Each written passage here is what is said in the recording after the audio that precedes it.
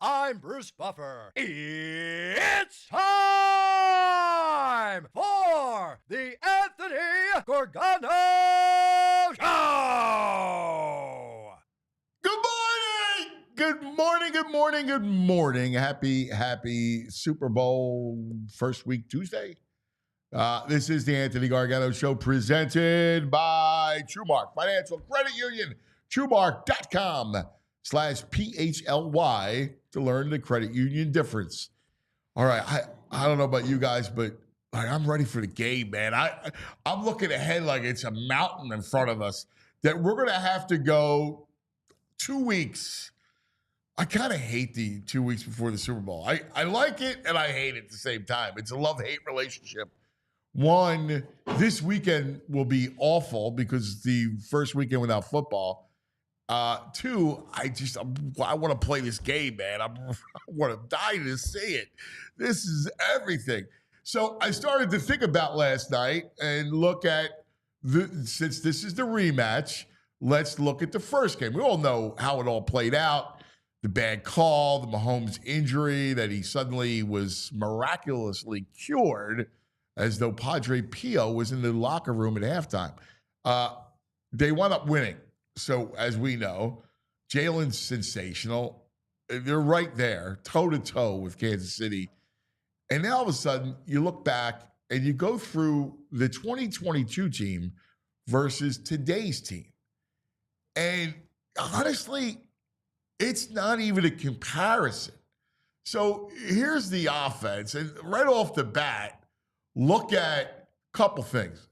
Look at Barkley is the obvious, right? Like, are you kidding me? Here he is, right? Freaking Saquon versus Miles Sanders.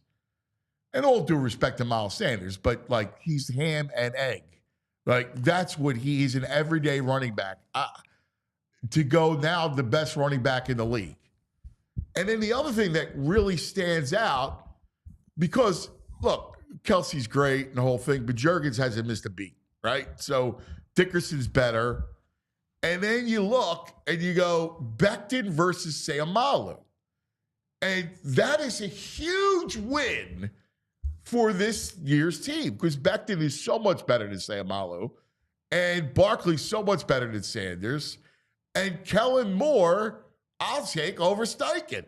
All right? I'll take Kellen Moore. I mean, I look at this offense and the coaching, and I think it's markedly better. But it's not even as big a disparity as the defense. So when you compare the 2022 defense versus today's defense, look at this, right? So BG will be back, and you go, all right, Fletcher is terrific, but, I mean, he was at the end of his career. Linval Joseph versus Jordan Davis. I'll take the big kid. Javon Hargrave was terrific, but Jalen Carter? All right? Like, come on. You got Nolan Smith versus Reddick. Reddick had a big year that year, so if you want to call that a push. Zach Bond is ridiculous. Kazir White was just a guy.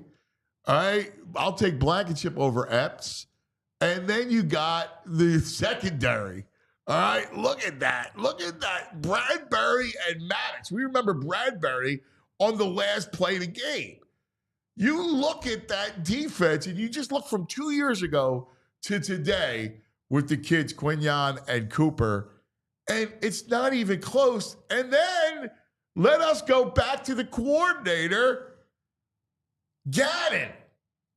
And I know, we were perceived to be tough on Gannon, but if you go back and you watch that game like I did, he missed the opportunity. Like, he just sat back. There were a handful of plays that he got beat on, and time again. And now you look at Vic Fangio, and you see what Vic Fangio has done, and it's not even a comparison. Defensively, Jalen Carter is the best on the line. Hargrave, Fletcher, again, was at the end of his career. It's not even close. Nolan Smith is probably the second best. I mean, him and Hassan had a huge year, and with a lot of sacks. A lot of it was situational, off the edge. I got to tell you, Zach Bond, right? I mean, the year that he's had, and then the secondary, you look at the 2022 team versus this team, I don't even think it's close. This team is so much better. So much better. Well, later in the week, we'll take a look at Kansas City then and now. But Eagles then and now in the rematch is clear. This team is much better. I mean, Barkley versus Sanders alone. And I think Becton, I know I'm on the Becton train a lot. I talk about him. But I just think he was a huge upgrade on the right side of that line. When we talk about the run game and how imposing the run game is, it's a lot because of that right side. When you have those two road graders, it's such an advantage. And I don't even think it's close. You look at it, they're well equipped to play this team. I get, look, Kansas City, right? They just win, and it's just been a weird year for them. I watch them every week, as you guys probably do. Obviously, because of my relationship with Andy and Spags, I always kept a closer eye on it. They seemed at times disinterested. They seemed at times, especially with their offensive line, it was disjointed. Their offense had missing a lot of pieces. Now, they're best suited now than they've been all year long offensively, because they kicked Tooney out to tackle, and they have receivers. They didn't have all the receivers they have now. They had a bunch of guys that were hurt. And Worthy and Hollywood Brown and DeAndre Hopkins and Smith-Schuster, right? They're all there. Now, Kelsey's not what he was 2 years ago. I think that's pretty clear. He's still dangerous, and we saw what Zach Ertz did. But underneath, am I afraid of 1,000 throws to Travis Kelce? Not really. Not really. What scares me probably most about the Kansas City offense, besides Mahomes and his ability to make magic, is Worthy, right? Because Worthy is the skill guy. And Worthy, this will be the deepest offensive team they faced. The Rams have Nakua and Kyron Williams. All right. Green Bay had a slew of receivers, but no one is special. And they were without their speed guy, right? And Christian Watson. And then you look at Washington, and Daniels makes magic. McLaurin's certainly good, but that's really it. They don't have, Eckler's at the end of his career. And you look at Zach Ertz, and all right, like that offense, fairly pedestrian. So this is definitely the best offense the Eagles will face. But if they've ever been equipped to handle it, it's now, with the way they're situated defensively. I mean, like, I think about it, in 2022 to now, you're battle tested. You've been there before. Hurts has the coming off a great game in the title game, and knowing how well he played against Kansas City 2 years ago, I think that bodes well. I think you got to have a swagger. If you're Jalen coming into the game, knowing how well you played in that Super Bowl against them and against Spags, and again, I love, I've been friends with Steve for 25 years, and he's a great coach, but they're equipped to handle it. They're equipped to handle the blitz. I keep going back to the run game. as the big difference because that's who they are. As much as we talk about quarterbacks and is Jalen a top 10 quarterback? Is he a top 5 quarterback? And all this other nonsense. All that's eyewash. It's all about the Eagles, what the Eagles do as a unit. And what they do as a unit is impose their will. Right? Brady said it on Sunday that he was amazed at being a run team, how quick strike they are. Because Saquon is freaking Aaron Judge, right? Like Saquon can change the game in a second. And that's the one thing that I saw Cook have a big game. Like when Buffalo needed to tie the game, remember, they went ahead in that game. They're down 21-15 or whatever it was, 22-15. And what happened, right? They wound up, it was 22-16, I guess it was, yeah. And they wound up, running the football to take the lead. They Cook up the middle. They ran between the tackles. Cook had a couple big runs off the edge. He had the 4th down touchdown run off the edge where he makes a great run and holds the ball out, keeps his knee up off the ground. They were able to run the ball. And Buffalo's got a good offensive line. The Eagles is better. Right? Like, that's what's going on. It's pretty impressive when you think about, what the Eagles do and compare it to in the rematch of what they look like now. I think the whole thing's a pick. I get it. I get that they don't lose. But, man, the Eagles, I think, could be top to bottom just a better team. And certainly the more dominant team along the line, along the fronts. The front is where it's won.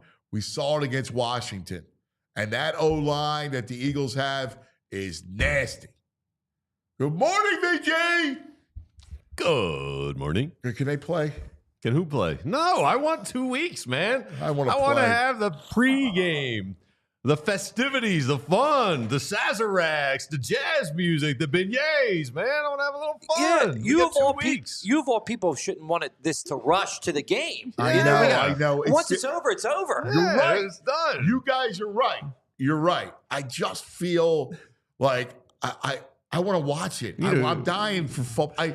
I'm going through like a stage of withdrawal. He needs a cold shower, dude. Yeah, He's too amped up for this game. He needs a cold shower. This game is so great. Yeah. It is such a great matchup.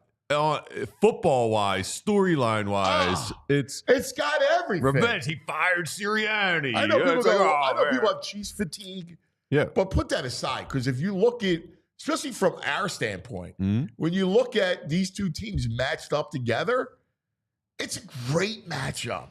And then you bring up the subplots, which are all over the place, not to mention Andy Reid and the whole thing, right? Yeah. Like that, you're right. All the whole Kansas City love and, Chiefs and this and that. This Bumbarooski. This guy. Bumbarooski. The Andy Reid Bowl, too. So sick of them all. Bumbarooski. So sick of them all. Give me those nuggies. I know. Bundle is live. Bundle is live. Come on, man. Mahomes go overtime. Between Andy and Mahomes. You gotta be kidding me. I love it. I can't wait to destroy these 3P dreams. You know what's funny, though? We're talking about Andy, and if you look at the flip side, Sirianni still gets killed. Well, yeah. I did ESPN radio yesterday with Freddie Coleman, who's a terrific dude. And we were asking about Sirianni. He's like, well, what did Jalen mean about the straitjacket? And what about Sirianni and all this stuff? And it's amazing how he gets no respect. Like, he just doesn't get any respect whatsoever around the league. Because it's just it's the way he comes off, man. Yeah, but he hasn't. Like, we're close to it, but Nick has handled himself perfectly throughout this whole run, really since week to bye. It is, but it's it's him post game going off about his quarterback, right? Like, coaches don't do that in the NFL. He's just like, my quarterback, he doesn't win. right? It's like it rubs people the wrong way. They're not used to it. Why would that rub people the wrong way? Like the guy's back. Listen, you can say what you want. I don't believe it's disingenuous. Do I believe that I think those two have a weird friction? Probably. Yeah. Like I think definitely. Right. Sometimes people just have that. Like they're two different people, and sometimes you just don't jive with someone else. Yeah. And I think that that's probably the case. For sure. Right. And I do think Jalen is fueled by the you can't do it. Like I think that's always fueled him. From the Tua situation in Alabama to when, he transfers out to Oklahoma to you can't be in the NFL. Second round pick. You're a backup. Yep. Right? I think he's fueled by all that. So I think he looks at the opportunity going, does my coach really believe in me? And I think Sirianni believes in his quarterback. I think he just believes a way to win is a certain way. And I think Jalen hates being a passenger on the Saquon bus. Yeah, well, I mean, Saquon wasn't here last year, and they had tension last year, right? No, but I think I think that's what the tension's there. But I think Jalen's fuel, he doesn't get his maybe like that he's marginalized. I guess. I mean, for me, it's hard to believe you feel marginalized when you're like the top seventh paid player in the NFL. Yeah, but I mean, we all hear it. I mean, it's been a topic of conversation all season long. Not just here. I mean, you have to have it was funny the Chris Canty thing, right? Like because he's a goof, right, on ESPN. He's yelling about how that I said that Jalen was a top 10 quarterback. Oh yeah, and meanwhile he wasn't. Meanwhile he said he wasn't in the top 10, and it was all this nonsense. But like these stupid it's all ridiculous, and none of it means anything. It's all about what the unit is as a whole. That's the beauty of football. That's why we love football, right? Like this Jalen fits this system and fits what the Eagles do perfectly, right? Yeah, he could drive 4th and 5. He can audible and sees AJ manned up and goes, "I'm going to AJ," and he throws a beauty, a mousehole throw. Oh, it's funny. He doesn't need to throw for 300 yards. If you're going to make that throw, you don't need to throw for 300 yards. Like, you play with who you are. Charlie used to say it all the time, know thyself. You got to know thyself. And I think the Eagles know themselves. Yeah, I mean, I guess he can use it as an edge, but Jalen would have to be a complete lack of self-awareness to realize, oh, we're great when Saquon is dominating with the ball. Like, yeah, you know what I mean? Do I think intellectually he understands that? I believe that. Yeah. Do I think he wants to throw for 300 yards? Not if it imperils the game. Right. And how many times have you said, I just do what I need to do to win? Right? Like, this is what we do. Right. This is how we win. And I don't know why we sometimes argue nonsense. Because we need some drama, man. We need stuff to chatter about. If everyone's agreeing on the same, like right now, it's about appreciating what football's about. But I think right now we all appreciate Jalen. It's these national talking heads that are contorting themselves like, I don't know, acrobats trying to sound like they know, because 2 weeks ago they've been saying all year they can't win like this. At some point Jalen's going to have to. But Jalen, Pittsburgh, he did it. We've seen he can do it, but it rarely needs to, because this offensive line, this running game is so strong, he rarely needs to. So I don't know. They've been going crazy saying it's going to come down to Jalen. Well, it did, and he was great. Okay, now they got to find something else to talk about. They're all singing a different song now in the national media about Jalen. We're all bending over backwards. The fascinating thing of all this stuff is the matchup and how they're equipped now than they were 2 years ago. They're so much better. Well, I think they're the best team in football. They got a better quarterback. Again, this is not the first week where we've said the opposing team's got the better quarterback and maybe the better coach, probably the better coach, but it hasn't mattered, and it's not going to matter. They're just a better team, and their style of football lends itself to just beating up on people. It's hard to adjust. I mean, if you just can't stop the run, I don't know what else you do. Well, that's it. That's where That's a man-on-man game. The essence of football. Yeah. The essence of football is stopping the run, stopping the movement of gaining earth. And we've said it. Baldy said it. No one can stop this running game. We haven't seen it happen yet. So why even fear it's going to happen now? And I think Kansas City is good against the run, but they're not great against the run. No, they're not. Pittsburgh was good against the run. They're not Baltimore. Baltimore was good against the run. Tampa. Like there's a couple good run teams because of Vita Vea. Yeah. Right. There's a couple good run stopping defenses. They're good. I don't know that. Like you're going to have to, if you're Spags, you're going to have to call run blitzes that work. Like you have to guess it, right? Yeah. And that's where RPO stuff comes into play. And Jalen reading the play. And he can call it and he can guess it, but they got to execute. And right now, the Eagles' O-line and running game executes better than any defense they faced so far. Stoutland, he's a run game coordinator too. And the offensive line, like, he's got them like fine-tuned, man. And that's why I keep going back to, I know I go overboard with Becton. Mm-hmm. I just love him in the run game. I love this size. Yeah, he's a bulldozer. That is on that right side. I just think that size, they're huge. Oh, he's a massive human being. He is. He is towering. And having that kind of just pure flesh, right? It's such an advantage because that's where, that's why second halves teams just wilt. Right. No one's got the depth to compete with this size running at you constantly. Mentally, it's frustrating. That's why that number, I was laughing because you told me about the prop, the Saquon rushing prop. Yeah, 115, I think, or 113 and a half. I mean, are you kidding me? You might have that at halftime. That's a good take. I mean, of all the bets, how is that to me is an obvious one. It's like his average. That's one of those bets where if you lose it, you lose it. But, I mean, historically, trend-wise, your eyes. How does he not get 115 yards, 16 yards? Yeah. How does he not?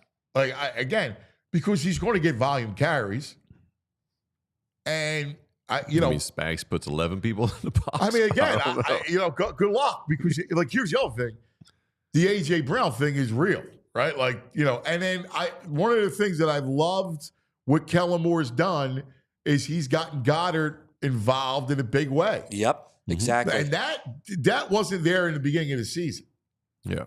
Him being healthy puts such another dynamic on this offense. I don't know what you do to stop it. I respect Spags. He's a Hall of Famer, but I don't know if he's got the personnel. I don't know how you stop this. Yeah. I don't you need the steel curtain. You need the steel curtain to stop. You need a defense like that, and they don't have a skill like that on defense. Yeah. Yeah, I remember the 80. They don't remember this, but you and I remember the 85 Bears, who you couldn't run against them. No, you couldn't do that Super Bowl. That was the Patriots, right? Yeah, blowout. Yeah, you couldn't run against them. No, they were a brick wall. That Ravens defense, 2000. Well, again, you got a Singletary, you got a Ray Lewis. There's no Ray Lewis on the Chiefs, and the big tackles. They don't have the big tackles that give you problems in the middle of the, between attack. What I love about it's like a time machine team. The NFL has adjusted. Ends are lighter, quicker, and then the Eagles come with this time machine team, offense that came from the late 70s, early 80s, and no one knows how to deal with it. You know what the irony of this all is? God, this was, I want to say, 09, 10, somewhere around that. And I was with Spags. We were having a beer, and we were talking about the trends of football. He goes, you know what? Because if I ever get it was after he was let go by St. Louis. And he goes, if I ever get another chance, you know what I would do? I would build it backwards. I would build a running game. See? It was funny. This was, I gotta ask him if he remembers that conversation. And this was right after he gets fired, and he's got time, and he had no friends. All his friends were in the league, so he was slumming it with me, and we're having beers, and we would get together regularly, and he'd say, "I really think that if you put together a team that's a strong run team with big, O-line, right? Like that you could kill He these. knows how hard it would be to stop. Yeah. It's so interesting. They have played. I think the Ravens offense is as talented as this Chiefs offense. I do too. Yeah. I mean, Zay Flowers got the speed on it. Like, and they held their own. Lamar's freakish. Derrick Henry. The only thing about the Ravens offense versus the Chiefs offense is the Chiefs now are deeper at receiver. Yeah, they don't. I mean, I'm not scared of their receivers. They're good. Right, but they're deep. You just mentioned Baltimore. Yeah. I mean, Bateman? Like, they don't have a Hopkins. They don't have, I mean, they got Zay, they got Andrews, and then the other two receivers are. But Worthy's legit. Yeah. Hollywood Brown's good. Worthy's, I don't know. You like him more than I do. I think he's. I don't know what you don't like about him. Speedster, I love him. I love him. I just don't think he he's gets like that a ball, high he's percentage. gone. Yeah, of course. He's got good hands. Dude. He was great at Texas. He's St. Texas, buddy. This is New Orleans. This is the Super Bowl. All right. I mean, listen. You can take the goggles. We're all greened up. Yeah, man. But if you're going to look at it objectively, Puka. I mean, they face good receivers. I'm just talking about the collection. Yeah. This collection. I mean, Cooper Kupp's not what he once was. That's fine. And I think you take on the other side, their running game. Pacheco's fine. And it's not a Kareem Derrick Hunt. Henry. Yeah, it's not a good running attack. It's not a great running attack. I agree. I agree. The only thing that scares me we got the Singletary with Bond, baby. Oh, exactly. And the only thing that would worry me early is like Andy's very good at the script. Sure. Yeah, and I feel like I could see a situation where the Chiefs go down and score first drive, totally, and people are going, uh-oh, and then the Eagles get their footing, right, and then the Eagles come and win in the second half. Well, look at this last game; it was the same exact thing. I mean, Commanders driving down, driving down. It's been that way all season, where the other team has started, and now you have a coach like Reed, who's very good at his script, so it does make kind of sense, Yeah. All right, we got lots to get to today. Bo Wulf, the locker room report. We'll talk to Bo coming up shortly from the All PHLY Bird Show. The Brain will join us. Mike Sielski, the great columnist for the Inquirer, and I need to have my X and O fix. So I got a buddy of mine, Mike Siravo, who's the linebackers coach for the Vikings. And Mike was at Temple with Matt, and that's how we became buddies. And I love to pick the brains of coaches. Why not? If you can get access to those brains, why not? So I wanted to have Mike on the show. He's a great dude. You'll love him. So he's coming up as well to analyze it all. Lots to get to. My brother, hit us with some Ace. I will. I love these people at Ace Hardware Home Services because I hate home repairs and they take all the stress out of it. You got a leaky pipe at Ace Hardware Home Services. They're around the block with everything you need to fix it, including the person to do the fixing. I see these trucks all over South Philly these days, and everyone seems to be pleased with the job these Ace Hardware Home Services are doing. You got a heating issue, they got a person for that. You got a faucet or some plumbing stuff that you thought you'd get around to and still haven't. They got a person for that too, because now they're not just the helpful hardware folks. They're also the helpful home service and repair folks. From plumbing to heating and cooling, they got trusted pros to keep your house humming all year long and take all the stress out of your life and world with these home repairs. Ace Hardware Home Services. They're bringing the helpful home, the helpful you love from the store, now to your front door. Visit Ace Hardware Home Services online at www.acehardwarehomeservices.com to get started on your next home project. All right, Ace. Love Ace, and we love Golden Nugget. Golden Nugget Jewelers, where Philly gets engaged. Valentine's Day around the corner. You're thinking about, you need a gift. You always got to get a gift. Anniversaries, birthdays, whatever it is. You're in a relationship, you need Golden Nugget Jewelers. I got my buddy there owns it, your own. All right, go see him. He's going to take great care of you. If you're thinking about popping the question, he's got the largest selection of certified diamonds. He has all the designers like Takuri and Viraggio for this setting. Right? So marry the two together. You got this beautiful engagement ring.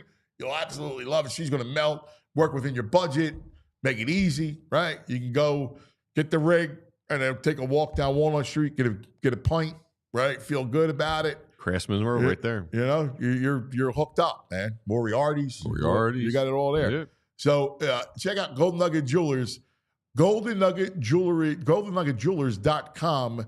It's where Philly gets engaged. All right. Time now for the Locker Room Report, brought to us by Valley Forge Tourism. Make it Motco. That's right. Joining us from the old PHLY Bird Show, our man, Bo Wulf. Good morning, Bo. How we doing, guys? Oh, man. I like Took that. over to Hard Rock. I like it. I am a proud Philadelphian, and I have vowed never again. We will not let the Hard Rock be taken over again. My man. My man. You're the best, man. You're the best. VG knows. VG knows all the best places in the city. He knows that there's nothing more Philly than the Hard Rock. Philadelphia be taken over again. Not on my watch, baby. Protect your local. All right, let's get down to it. One of the things, when you look at this roster compared to 2022, it's not even close, dude. They are so much better, markedly better everywhere. Well, and you know what's funny is into 2022, we were saying the same thing about 2017, right? Like, oh, this roster is much better than that roster. Now, maybe that 2017 team had a little juice, a little magic to it. Yeah. But I think you're right. And I mean, the two biggest differences, obviously, are Saquon Barkley on offense and Vic Fangio on defense. Now, the secondary itself, I think, is better for this team, but I think that the way Vic deploys those guys is probably the biggest difference. And you remember in 2022 and the year prior, the case for that Jonathan Gannon defense was, as talented as they were up front, they were feasting on bad quarterbacks. Every time they played a good quarterback, they got sort of torn up a little bit. And of course, they played a schedule in the regular season in 2022 that did not test them very much with good quarterbacks. This year, I mean, you saw what they did against Lamar Jackson with this Vic Fangio defense. They have been tested by much better opposition. And listen, I'm not saying they're going to definitely beat Patrick Mahomes, in my opinion, maybe the best quarterback of all time, but I think they've got a much better shot of making an impact defensively in this game. Totally. I mean, look, how woeful of a tackling team were they in 2022? The back seven just couldn't tackle. They had edge guys, right? Like, but I don't even know. Carter is so much more dominant. Fletcher's at the end. Right? Carter is so much more dominant than anybody even on that front. Right. Like, Hassan Reddick was the best player on that front and he was having an unbelievable season and he was a bad man that season. But I agree with you that I would rather have this version of Jalen Carter than that version of Hassan Reddick for a couple reasons. One is that Jalen Carter is also a beast against the run.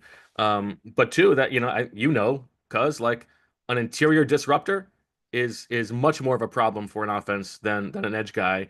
And if you are double teaming Jalen Carter all the time, as I expect the Chiefs to do, I believe in Milton Williams that he can win those one-on-one matchups and make an impact against Patrick Mahomes. And and Zach Bourne, quarterback in that thing. Wow. Yeah, like TJ Edwards was really good in 2022, and Kaiser White was doing the job. But I mean, they were not at a Zach Bond level. And I think the tackling point that you bring up is huge. I mean, just think about all the times in that Super Bowl where Mahomes gets the ball out quickly. They make one man miss, in the first 2 yards of the line of scrimmage, and then it becomes a first down or a big play. Cooper DeJean, has been so important for this defense, the way that he attacks things coming forward. Again, I'm not saying it's definitely going to happen, but I think defensively they are constructed to have a much better chance this time around. And then on the other side of the ball, obviously the Barkley's the obvious, right? Versus Miles Sanders. And I go Remember, it was Kenny Gainwell by then too. Kenny Gainwell had taken the job from Miles Sanders down the stretch. Yeah. That's amazing. And then Becton over Sayamalu. I'm a Becton fan because I love him in the run game. Like, that's what makes the run game motor, that right side. And think about this for a second, Bo. We watch Cook, Romo. How many times did he say, Cook? Let's watch Cook. He's so clever. He's so corny, right? But look, Cook had a great game. Like they were able to run the ball. Like when they needed to go score in a drive, Cook was able to run the football. Well, and it's the thing that VG said in the last segment that is how I have sort of been framing this matchup. Is that this Chiefs team is probably the best team in modern NFL history. They're going for the first three-peat ever. I don't think that you can beat this team as a modern football team.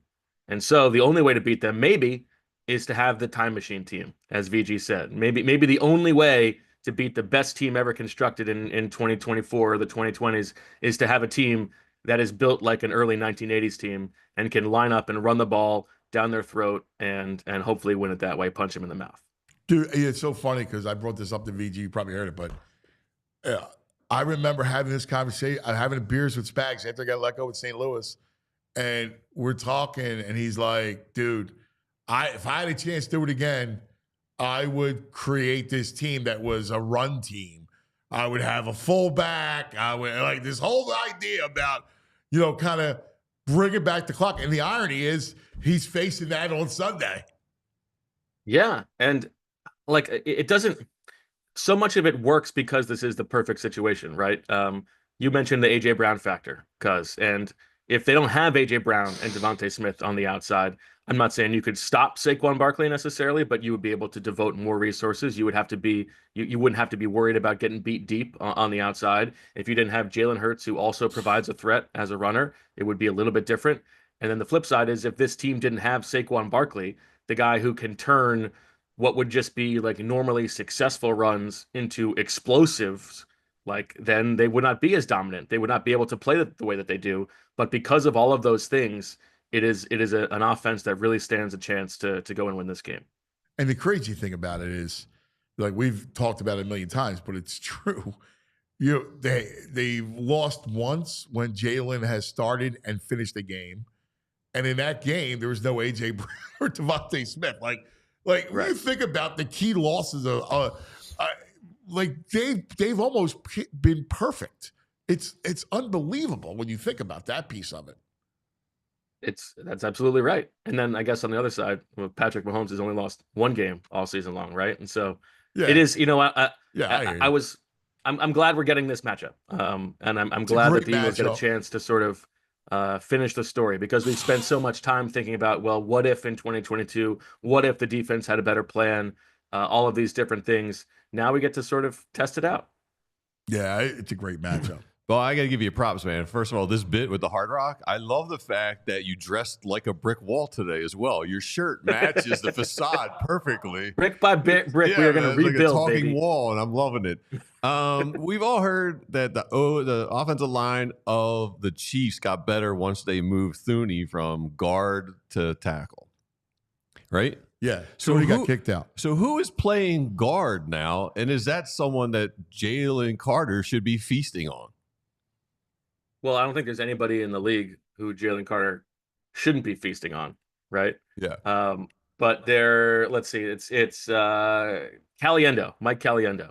No relation to Frank, so he's not just doing impressions out there. Right. But maybe Jalen Carter can make. He might be wishing he was doing impressions by the second quarter. Where he's going to turn him into just a piece of pavement. Yeah. Now he lines up on the left side. Usually Jalen Carter's on the left side of the defense, and so he would be more likely to go up against Trey Smith, who is very good. Okay. But even though he's very good, that doesn't mean that he can block Jalen Carter. How much did you guys love that head smack that Jalen Carter gave? Oh man, it's like the guy out of the game. WWE. That was so funny. I love Carter. I love Jalen. Like the strongest man in the world. He is. He's the best. Who's your favorite, Barkley or Carter? Carter. Yeah. I mean, what's not to love about Saquon? But I love Carter. I just feel like I'm watching with Jerome Brown. Like I love like a defensive tackle with that kind of skill, that kind of athleticism, that kind of dominance, and the attitude. I love his attitude. I was a big Ndamukong Suh fan, so I love. I mean, having him. That's such a weapon. I can't. You know what else I love about him, just like in the experience of watching him, is he's not like Aaron Donald in that like he's this like perfectly toned, rocked up body who has like, put muscles on muscles on muscles on muscles. I'm not saying he doesn't like work out as hard as anybody else on the team, but the way that his body is built, it's like, this is a man who he was put on earth to do this thing and be the best in the world at it. Yeah. Because you're right. He's like a block, right? Like just a block of flesh. But he's also quick. And he's strong as hell. Right? And he's also playing like 90% of the snaps. We don't see this in Philadelphia. He was hurdling a player last game. Yeah. He's a freak. With ease. He's a freak. He's a freak. Hey, Sirianni. All right. I know we've talked about this all the time too, but nationally, VG down bad. Love Sirianni, dude. He's my man. What are you talking about? This is my man. You sound so funny. You sound like an ESPN guy. What is so funny? So violations canny. It was funny because I did ESPN radio yesterday. We were talking about it, and right away, Sirianni, he just gets zero respect nationally. It's all about the coordinators. You want to talk about Jalen being marginalized? Nobody gets marginalized more than Sirianni. It's true, and the way that I have framed it is like I think it's reasonable to think that Nick Sirianni would not be the best head coach in the NFL for all 32 teams, right? But I think for this specific situation, he is absolutely the right man for the job. And you think about how loaded this roster is, right? I think it's the best roster in football. And if you're asking me like who's more responsible for them getting to the Super Bowl, Nick Sirianni or Howie Roseman, I think it's obviously Howie Roseman. Right. But in order for that to work, you need somebody who is there to make sure that all of these guys, this talented roster, are not leaving anything on the field. They are ready to play every single week. And the connection stuff, you can roll your eyes at it, but they believe it. The video of Sirianni FaceTiming with Nakobe Dean on the field after the game, like that stuff is real. And those guys play really hard every week, and he absolutely deserves all the credit in the world for that. Yeah, I mean, you look at around them, they have great vibes, right? Like, not people say, well, all winning teams are lovable. I don't believe that. I don't believe that. I really don't. I've been around some winning teams that weren't lovable and that didn't like each other.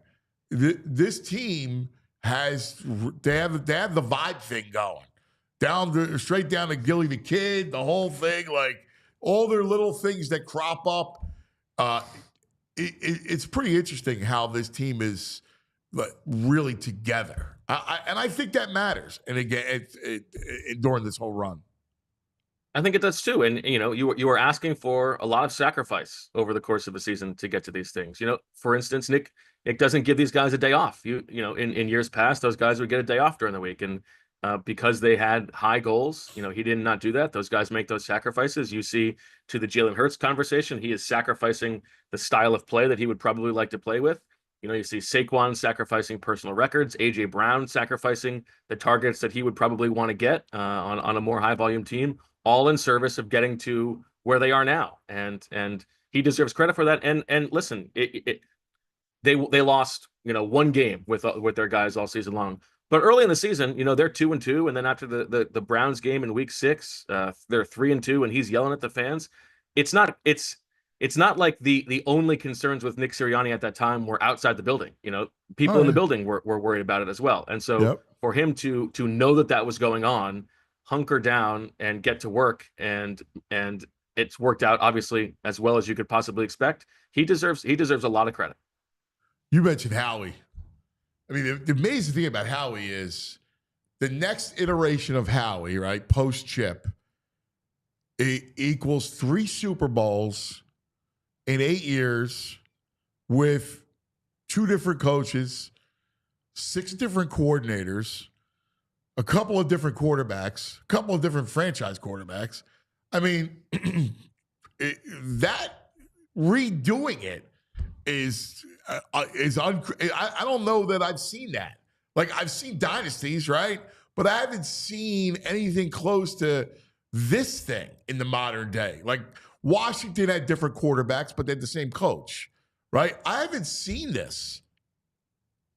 And it really all goes back to the Carson Wentz trade. That is how this whole roster has been constructed. Because if you look at since the 2020 season, when they collapse and the marriage with Doug and Carson, ends. Since then, the Eagles are top 10, top 5, top 10 in wins in the league, and they're also top 10 in like draft capital spent. And the reason that they were able to do that is because of the Carson Wentz trade. And so you look at all the trades, all the drafts since then, the Eagles have, they've done well with their own first round picks, right? Nolan Smith at 31 is a very good pick. Jordan Davis is fine. Devontae Smith is a very good pick. But the two superstars on this roster came because of extra picks they got from the Carson Wentz deal. You trade for A.J. Brown, and then you make that Saints trade, and the next year you get Jalen Carter. Imagine this team, this roster, without A.J. Brown and without Jalen Carter. That's what a normal NFL roster would look like over the course of the last 4 or 5 years, because those were the picks that they had. If they don't make that Carson Wentz trade, that's the team you're looking at.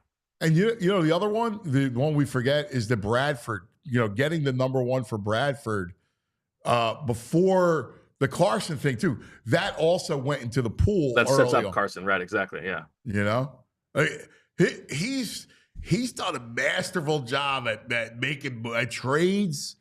Like, he wins trades, and you're right about the draft. Like, and listen, he's not no GM's going to hit 100%. You're missing on margins. His biggest deal this offseason was Bryce Huff. He barely even plays in the NFC Championship game. The Dotson trade, has not worked out super well, but that's okay. You can afford those misses. One, if you're being aggressive and you're taking swings, and two, if you set up like the actual resource foundation as well as he has. He is better than anybody else in the league at working on multiple timelines, right? Trying to improve the roster now, but also having the long-term plan in mind. And dude, the A.J. Brown move was another one, because this whole thing, how vital A.J. is. Like, we talk about Barkley, right? But having A.J. is the difference, because you can't now go man on the outside because of A.J. I mean, Devontae's really good, and I love Devontae and the whole thing, but it's because A.J. Brown can beat man all the time is why this thing completely works. And guess what? Every team could have traded for A.J. Brown, right? Yeah. And maybe they didn't know he was available, and that's one of Howie's superpowers, is that he is as plugged in or more plugged in than any GM in the league. He has said the thing that keeps him up at night is the possibility that there's someone available he doesn't realize is available. And so, obviously he gets credit for knowing that, but also making that deal. Like, there's no rules against other teams having made those deals. And so, AJ absolutely is I think one of the real keys to this roster. Yeah, it's awesome, dude. This is great. What's your schedule? What do you got going on today too? We're gonna talk Howie Roseman on the show today. Zach and I are gonna sort of go through. We're gonna draft the moves that we think are most responsible for the Eagles being in the Super Bowl now. And then, we're live every day at 2 this week. And then we set sail for Nolans on Sunday. We'll be there all week, doing all kinds of shows, maybe double duty. Yeah, I love that piece of it. Yeah, you guys are killing it. I love it, man. This is so much fun. You're at the forefront. My brother, great job. Great work, man. Thank you. Thanks, guys. Defend the Hard Rock. Hard Rock. I'm glad order has been restored to the Hard Rock. Bo's there on the case. That's ridiculous, the Hard Rock. Come on now. Yeah. I mean, it serves its purpose. There's a bunch of tourists come in, they stay at the hotel, they go there, Tailgate, get lunch. Tommy, whatever his name was. I don't want to trash near convention centers is kind of what it is. Yeah. Now, you as a tourist have to know to go somewhere else. Right. You got to go, I want the flavor of Philadelphia with all these incredible restaurants. Yeah. Right? Mm-hmm. Or cool bars or cool places. But there's a chunk of people who just like the chains when they travel. And they should have tried for like Xfinity Live or something like that. But they get slaughtered at Xfinity Live. No, I mean, but that would have been a takeover. Come on. No, we're not taking over anything. We know that. Tailgate Ted's wants a confrontation like that. Right. Tailgate Ted's not looking for any confrontation. Yeah, they took over the Fridays on City Line Avenue. Yeah. You know. Half price apps as well. Yeah, we didn't see Allen Iverson around at all. He knew we were coming. All right.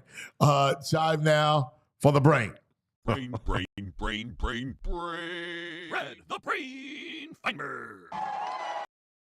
What do you say, brain? Hello, brain. Good morning to you, my friend. How are you today? Good, buddy. Hey, let's start this thing with the prop that stands out in neon to me, which is Saquon's rushing total. I can't believe it. It's that low. Well, it's because I think because we've seen the Chiefs before last game, which is a big thing because last game they were not stout against the run. We watched, as you said, and you talked about it, we watched Cook absolutely have a great game against them. I think right now, what are you saying? Like is it 117? 115, you said? I think yesterday, I don't know. Let me look it up. I think yesterday it was like 113. Let me see. I think it went up a little bit. Let me see, it's 113 and a half. I'm looking at it right now on the Park site. Yeah, listen, to me, I bet the first two games I took his rushing overs against Green Bay and against the Rams. They made it 128 against Washington. I couldn't quite get there, which actually lost, which is crazy after that big run. But I absolutely would always be on the over with Saquon Barkley if you're going to make it, in this range. He seems to go over every single game. And Anthony, as you said, we saw against a lesser running attack, they could not stop them and it's not like they weren't trying, and they were not able to stop them. This is an unstoppable rushing attack. To me, no one can stop it. No one. I don't care what team it is. If you had an all-pro team of every single greatest run defender, maybe then you'd have a chance. But I would be stunned if Barkley didn't have 100+ yards. Yeah, we just saw. And the only reason why he didn't get there on Sunday is the game was a blowout, and they didn't need him. Like you saw, think Correct. about it, right? You saw Shipley break one off. It was a matter of time before he would have had another home run. There's no doubt in my mind that if they would have fed him the ball a little bit more, he would have had another home run. There's not even a question about it. No, Anthony, you're 100% correct. You asked what prop stands out. To me, Yeah. Anthony, it's a different one than that. I'm trying to get down as much as I can on this one. They made Patrick Mahomes, I bet him under 4.5 rushing attempts last game. I lost. They made it for the Super Bowl 6.5. 6.5. To give you an idea, it went 16-0 this year. Okay, 16-0. He had no games of seven or more rushes. Now he did it last game. I think he had 10 against Buffalo. You talk about a recency bias. This bet is he's been 85% or better 3 years in a row. He basically goes, 13-2 with these bets consistently. Now he's obviously a great player, and I get it. In the postseason, he's more apt to go for that run than in a regular season game. Then I have people say, "Well, Brad, he may have taken 3 knees at the end of the game." I'm like, well, let me ask you a question. They've won 96 straight games, and he's still going under, factoring that in. This team hasn't lost in 3 years. So I think that's one that stands out to me. 7 rushing attempts. This guy's not Jalen Hurts. He's not Josh Allen. He's not Lamar Jackson. To me, he's more like an Aaron Rodgers back in the day. He's functionally mobile. He makes plays when he has to, but they're not calling designed runs for Patrick Mahomes very usually. He'll do it when things get helter-skelter, so to speak. But that is actually my favorite prop bet. I love his under 6.5. I'm trying to get down as much money. I agree with you. I like it too because the way that Fangio's defense is, it just keeps everything in front of you. So I think he'll have more completions in front of him than rushing attempts. So 7 rushing attempts, Anthony, is really a massive, massive, massive number. I mean, that's reserved for the guys, like I said, like the Jalen Hurtses, the Lamar Jacksons of the world. And again, undefeated 17-0 this year, and he averaged 3.5.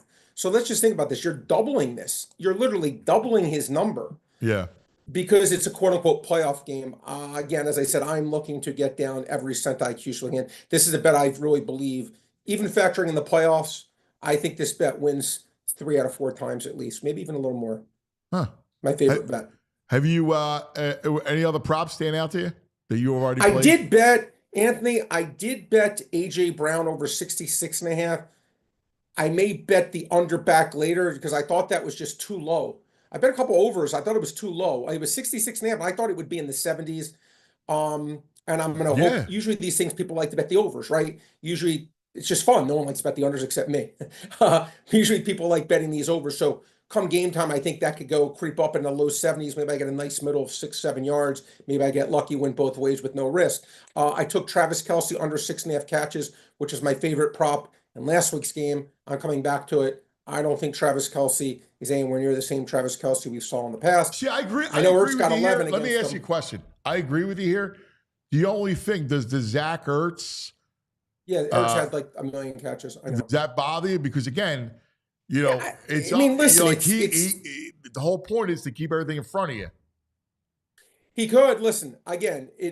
Since I made the bet, the line has gone drastically in my favor. I laid low juice. It's gone up. The juice has gone drastically my way. I still like my chances. I took Worthy over 52.5. I thought that was a little bit low.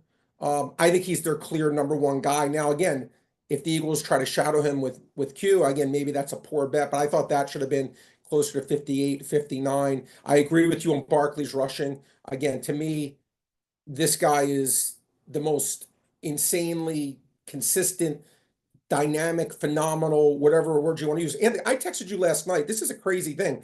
I looked about this. The Eagles, their last 15 games Jalen Hurts has played are 15-0, and the Chiefs are 17-1 with Mahomes. Just think about that.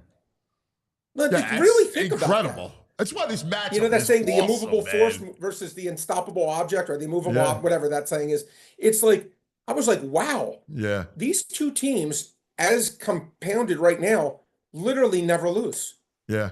And it really is amazing. I mean, I didn't know the Eagles were that. He has not lost a game in 4 months. Yeah. Yeah. It's incredible. It's so impressive, man. Brain, what do you like about the Eagles team total? Total seems to be like 23.5. I see 24.5. Okay, I saw 23. Okay. If you get 23.5, I that to me is a big difference if you can get 23.5 versus 24.5. Look, I mean, the Chiefs, in my opinion, you know, well, I think they're facing VG their best. They're facing. This is the best defense. I think you would agree the Eagles have faced. I think it's far better than the Washington. Now better than the I think Ravens, it's better than Green Bay, and I think Ravens, it's better than the Rams. Steelers. No, I'm talking. Well, yeah, and the Eagles went over those in those games. Look, it's not, to me, the Eagles should get theirs. I think the Eagles will definitely get 20 plus. I actually took a shot on Jalen Hurts over 1.5 touchdowns plus $1.85. And I know they run the ball, and I also bet Jalen Hurts get anytime touchdown and even money, because I do think Hurts seems to run for a touchdown almost every game on top of it. And I think this Eagles offense, the way he played. And I know that they had success against Buffalo in the tush push, but if you looked at what Buffalo did on the tush push, they go left every time. Every play. In fact, Nance said it, and everybody knew it. Like, Spags told Nance before the game that they go left every time, which I don't understand why he didn't switch it up and go right. Because he went left every time and he got stoned. You think there'd be someone listening to broadcast be like, oh, even Nance knows we're going right. Like, come on. Switch it up. Like, the Eagles go under. Like, Josh Allen's so big, right? Where Hurts is so low gravity and he's so strong legs-wise that's what makes the Eagles tush push so unstoppable. So I love the Hurts anytime touchdown. You know what's interesting, guys? Before the Bills-Chiefs game, which is, I ended up making a big bet on the Chiefs, and I talked to you, I go, you know what, for the first time, I go, I'm sick of fighting City Hall, so to speak. I go, I want to take the team that gets every break, that has that horseshoe. Remember Eli Manning when they won the 2 Super Bowls? I thought that was nothing could be luckier than him. The Chiefs, I don't know what it is. I'm not a conspiracy guy, but I have never seen any team, any athlete, anything in my life as lucky as this team is. To the point, and I'm like, I want to be on the side of that luck one day. And then did you see every break they got yet again?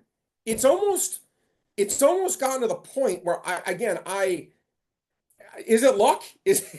every single game you watch this team, you walk out saying, how does it happen again? Yeah. How does it happen again? This team, they just get every freaking break is known to mankind. And that's why I think a lot of people, as you said, Andy, are rooting for the Eagles. Man. They're the king of rag, man. They get every single. I've never seen a team get more luck in my life. Yeah. They should have the 4-leaf. They have a 20-leaf clover. I've never.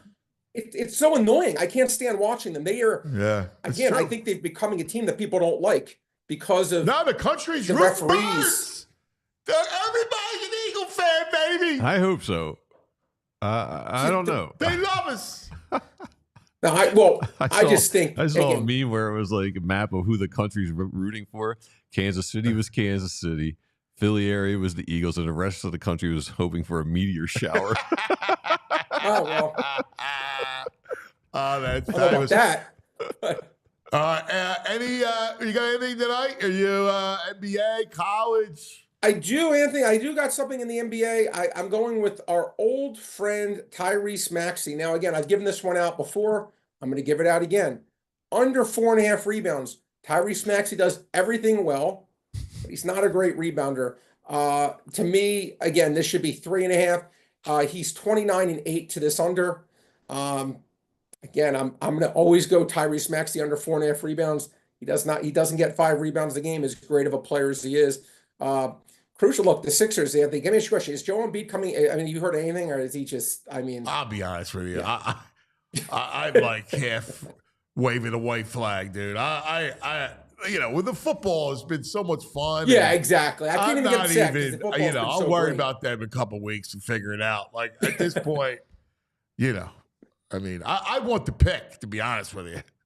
I do. Yeah. Well, they have to be, 7? They have to be in the top 6, because right? I don't see how you get it together and go on some kind of run. I just don't see it. I'd rather have the pick, 0 chance, regroup, and take a shot next year. That's how I look this is probably I'm already resigned to it. So most disappointing year in NBA and Sixers history. Is that fair to say? That has to be, right? I don't know. There's been a lot of them, man. I don't know. There's been a ton of them. I don't know. This to me, I don't think more disappointing. I'm not saying worse. Obviously, the process years were worse. No, in terms of expectation. There's been times when they lost to Atlanta on Father's Day. Oh, that was a bad you want to talk about you got me on that one. Like they've you got me. They're the kings. Atlanta was worse. You're right. Man. How about 1984? This is why you're you. You know these things. You're right. That was a good one. 1984 is definitely worse. Go back to when they got swept by the Nets in 1984. I remember that. All right, that's in my era. That was a repeat. Okay, that was we're going to repeat. Moses said they were going to repeat. That was way more disappointing. Actually, Anthony, I think they didn't get. I think they lost the first 2, and they won the next 2. Won the next 2, and they lost Game 5 at home. And Doc said, "Mail in the stats." Yes. Believe me, it's indelible. I remember everything. I hear you, brother. Yeah. Well, great stuff, Brain. Thank you, my Appreciate man. You. There he is, Brain. Disappointing Sixer seasons. Like, there's been more disappointing Sixer seasons than mediocre seasons. Right? It's unbelievable. All right, coming up, we're going to talk to our man, Mike Sielski. Nobody better to talk to Mike, who's writing a book on Rocky, because this is all about Rocky 2. This is the sequel, man. And in the sequel, Rocky 2 wins. Rocky wins in Rocky 2. Talk about some TrueMark, shall we? Yeah, TrueMark Financial Credit TrueMark Union. people. You can't go wrong with a credit union compared to a big bank, but TrueMark takes it to another level with this Greenlight app and account program they got going on. We all know how hard it is to win without proper coaching in this world. So if you got kids, TrueMark's got the ultimate playbook for teaching financial responsibility with this free Greenlight account. This account comes with the Greenlight app, totally changing the game, helping kids and teens learn how to earn, save, and spend wisely. Kids can set up savings goals. They can track their spending, and you can even pay their allowance all through the app. They'll check off some things they do, and you transfer the money right through the app. Cool part is each kid gets their own debit card, so they can make their own purchases and learn some real-world money skills while you stay in control from your phone. You get a peace of mind, and they get the freedom to make smart decisions with their money. It's like coaching your kid through their very own financial game. And for TrueMark Financial members, this super cool program is totally free. So now's the perfect time to introduce your kids to Greenlight. Get signed up today. Visit TrueMark.com/Greenlight for more information. All right. I like it. As always, the brain brought to us by the Bet Park Sportsbook online casino app, and they got you covered for the big game. We just went over a couple of the props. I love the Saquon over. Are you kidding me? I like Jalen's anytime touchdown, too. Jalen's anytime touchdown seems like a no-brainer. I mean, that seems like a no-brainer. Saquon seems like a no-brainer. Yes. I mean, he's going to score, too. I'd probably throw Kelce in. He'll probably score. It's a nice little combo. I mean, I think it's there. The Eagles team total? 23.5, he said, or 24? 24? Either way, I mean, 24 is more of a football number, but nowadays it doesn't matter. Yeah. They're not going to score more than 20. I could totally see 26, 27. I don't know. I mean, I love see the a Eagles. 30, baby. Right. I love the Eagles team total. Yeah. I think that's a great bet. There's a lot of good props on the Bet Park Sportsbook online casino app. So you got to download it before the big game. Oh, a myriad of ways to play. And they have all the casino games right at your fingertips.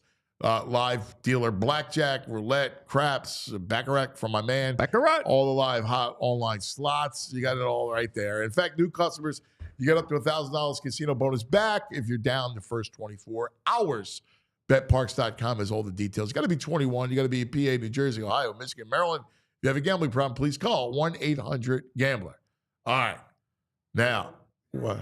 Real quick, just for everybody out there who's listening, we are running a special right now for the diehards. So if you want to become a diehard, if you're not a diehard, you should be a diehard. Duh. Because we got Fran Duffy, we got Where do you Zach see Berman. the draft stuff? The draft stuff Oh, alone he's at is the Senior Bowl right now. He's in Mobile. the clock is literally ticking for this stuff right now. Mobile. You can get the Die Hard subscription for 1 year right now. It ends tonight, so make sure you get it if you want to get it for $36. That's right, $36. You get all that Flyers content. coverage, Sixers Steel, coverage, the Charlie Phillies. covers, the Zach Berman covers, the Sixer guys. Salisbury. Yeah. I mean, on the Fightins. It's good stuff. Cows, Jimmy Steaks.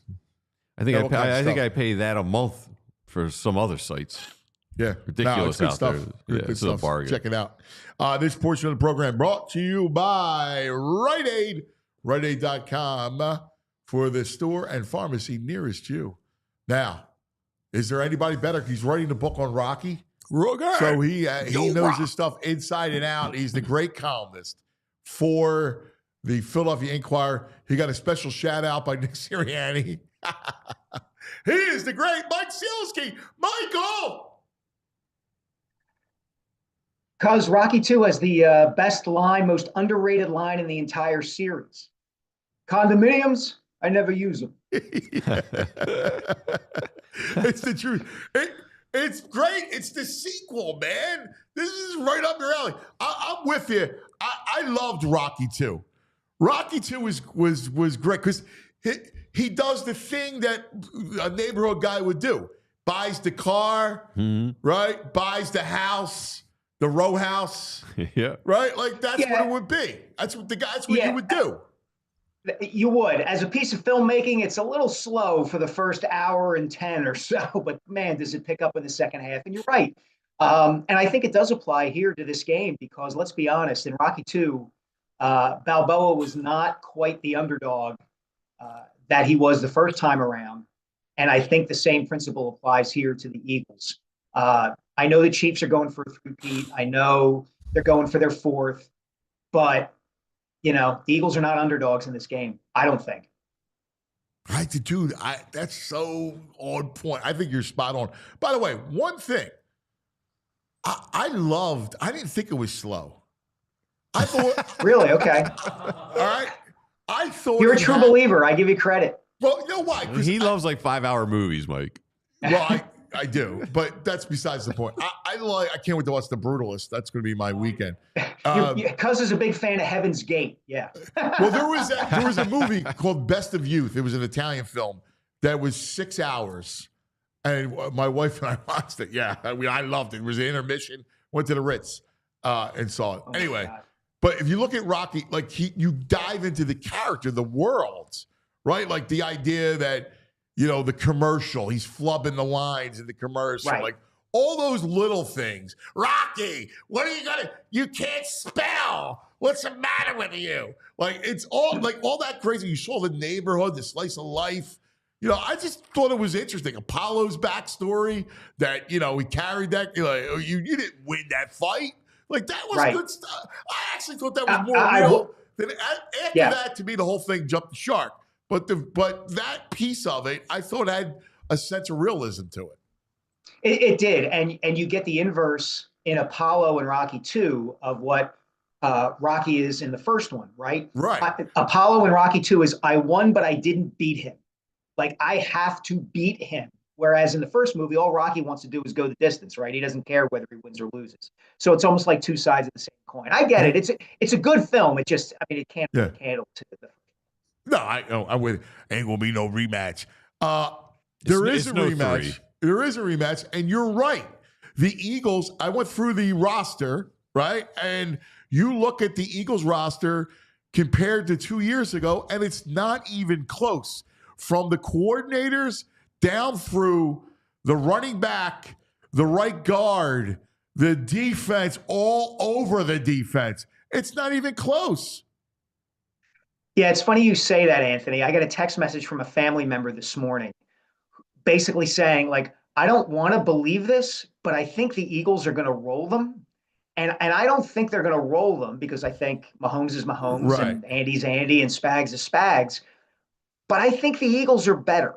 I do. And I think it will take a much better effort from the Chiefs than they produced in Super Bowl 57 or that they produced against even the Bills the other night to beat the Eagles. I really do feel that way. I think there's something there with this Eagles team. And it's kind of what I tried to capture after the game Sunday, right? Like we're so accustomed to doing the rock.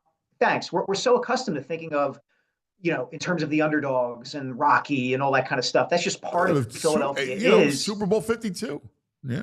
Right. Exactly. You're all of that. But the bottom line is this is the third Super Bowl in 8 years for this franchise.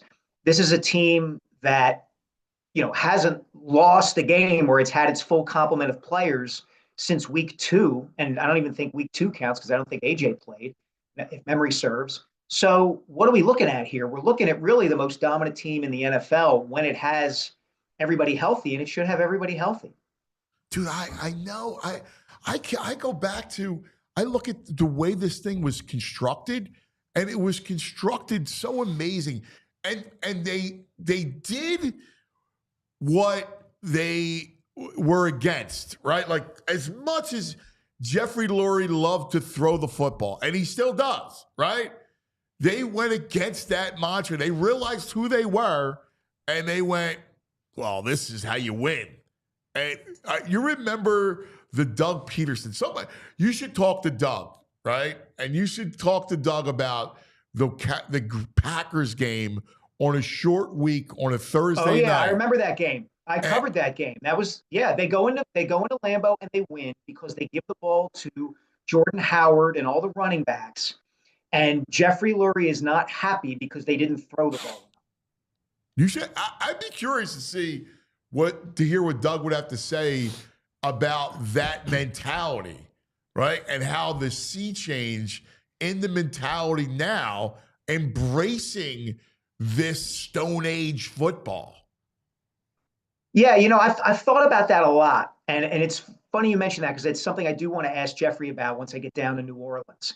And I think there are a couple things at play there. I think, number one, Nick Sirianni has a much more forceful, independent personality than Doug Peterson does. Doug's natural pose is to kind of go along. I think Nick's is to push back. I am my own man, right? So I wonder what kind of factor that plays in. The other thing is the Eagles have always stop there, because that's brilliant. That is such an interesting element to this. That alone is interesting. I love that element and the juxtaposition, because you're right. Doug was a conformist. And Sirianni, he doesn't care. He'll talk about his high school, his brother, the whole thing. he has Not that. not to yeah. He Not yells not at to the stereotype. referees no matter how much they tell him not to yell at the Right. referees. Right. Not to stereotype right in your face here, Ant, but he's a hot-blooded Italian guy. He's Yeah. going to push back. Okay. So that's the one thing, right? And I've had people within the organization tell me that, don't think that Nick's just going to go along to get along in the way that Doug did. The other factor is you're 100% right about Jeffrey Lurie and the way he thought about football for a long time. But the reason he thought that way, or at least one of the reasons he thought that way, was that was a cutting edge way of thinking when he was kind of getting the experience as an NFL owner. You got to get a quarterback. You got to throw the ball. They're changing the rules to make it easier to throw the ball. Okay. So now we're at the stage where that's been par for the course in the league for a long, long time. So what's the way to be genuinely innovative now? It's actually to run the ball. Now, was that on Jeffrey's mind and Howie's mind? Maybe a little bit when they go after Saquon Barkley. But the fact is the Eagles are playing a different way from everybody else in the NFL. And I have to think at their core, Jeffrey and Howie really like that. Yes. But nobody, not Kellen Moore or anyone, thought that we need to do that from the outset. It was only when they looked at it after week 5, the players, Lane, right? Everyone went, yo, what are we doing? How many times, you and I talked about this, I kept saying they're a downhill running team. That's who you are. Yep. Because I also don't think, and in fairness to everyone, I don't think everyone knew how dominant Saquon and this line would be together. Yeah, I think you're 100% right about that. I mean, there are clips all over Twitter, X, and social media with all these people saying Saquon Barkley is overrated and he's not going to be the superstar in the Eagles offense that everybody thinks he's going to be. And all that means is, God, the Giants and their offensive line were even worse than everybody thought they were.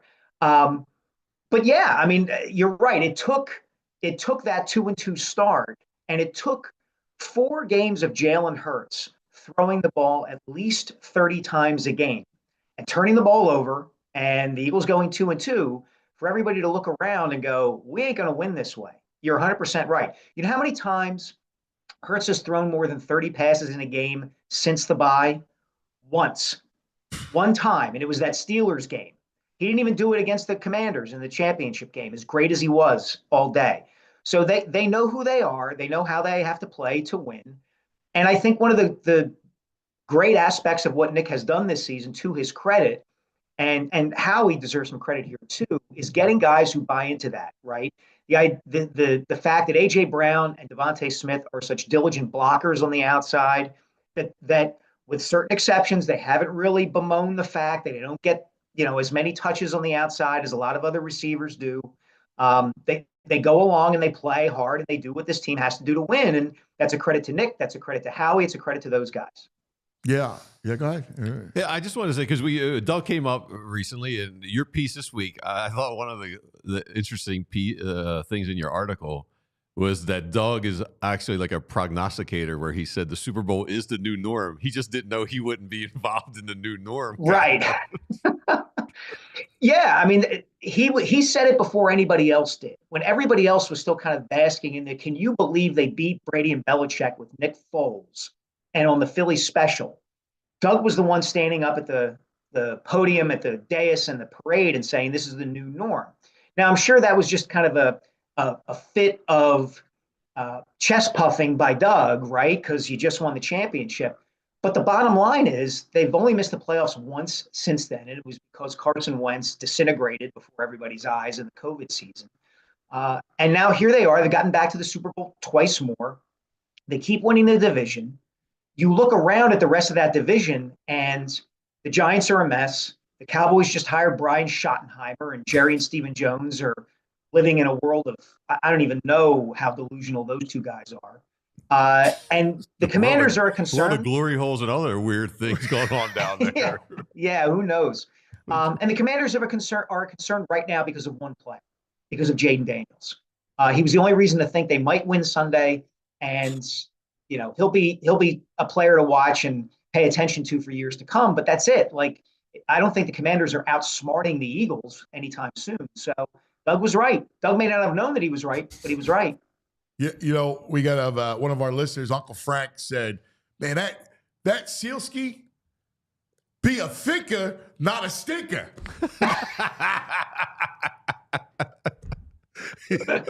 I love it. That's great. That's great. It is so interesting to think about this matchup and who the Chiefs are, right? And it will come down to coaching. Because I'm with you. I think talented, the Eagles are every bit as talented as Kansas City, if not more. And it'll come down to the chess match. Look, you know, Andy's the GOAT status is probably on the line. Like if he wins, if he gets a three-peat, he probably surpasses Belichick, right?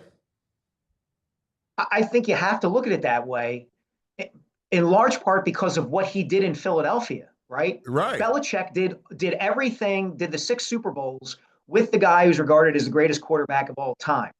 Andy will have won, if he wins this time, will have won 4 with the guy who might eventually be regarded as the greatest of all time.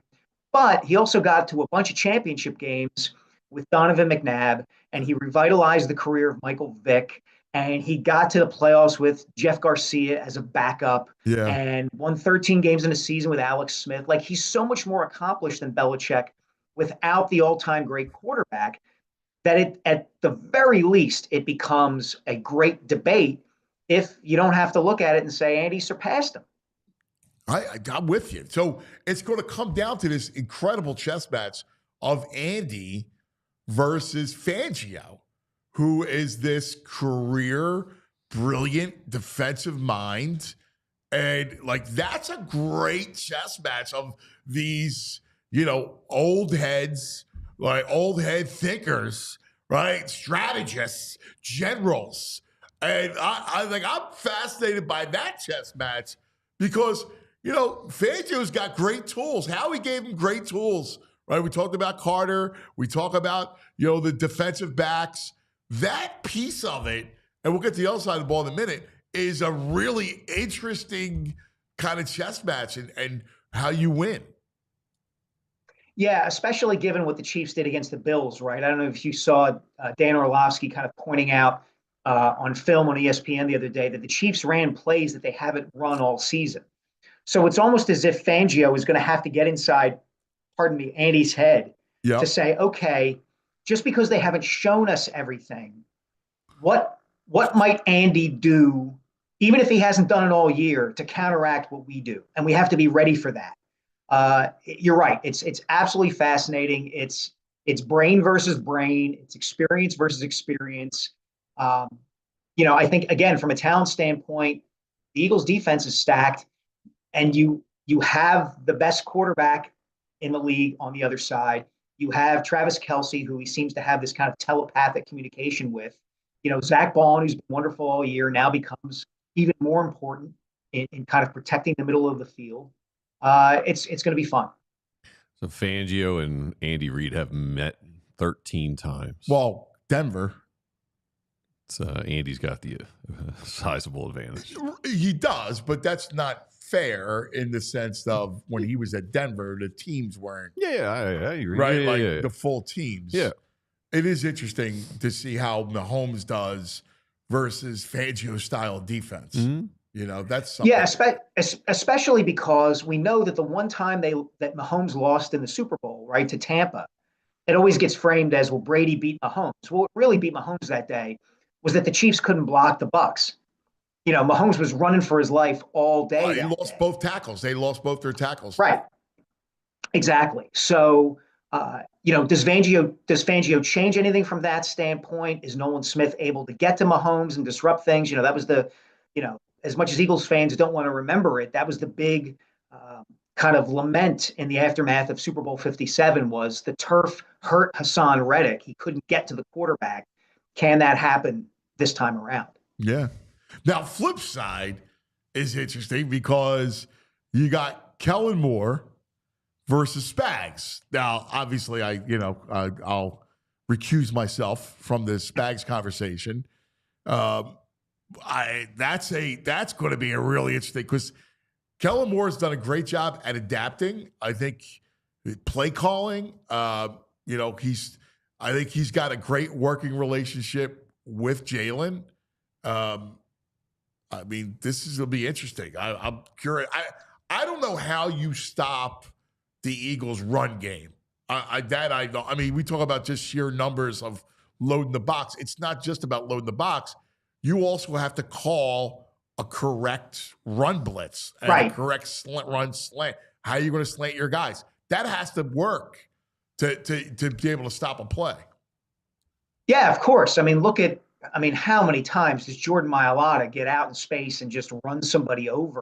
And you're right, like the alignments of where the linemen are going on their blocks matters so much. It's not just like they're just pushing straight forward and knocking guys back. It's the scheme and the design of where they're blocking and where Barkley's going to go. I mean, how many times does he get to the second level and hasn't been touched yet?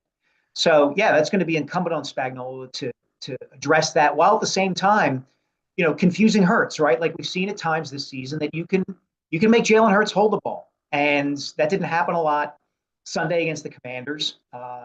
AJ and Devontae were open a lot. Dallas Goedert was open on that little hook to the right side all the time. So yeah, I mean, it's going to be another game, I think, where, do the Chiefs kind of pick their poison, right? Did they just say to themselves, we can only do so much with Saquon, and we're going to take, we're going to take Hurts away, or we're going to try to confuse him.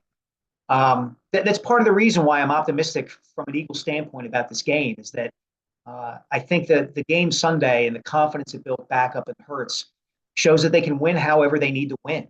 And it's going to be hard for the Chiefs to kind of answer all of that.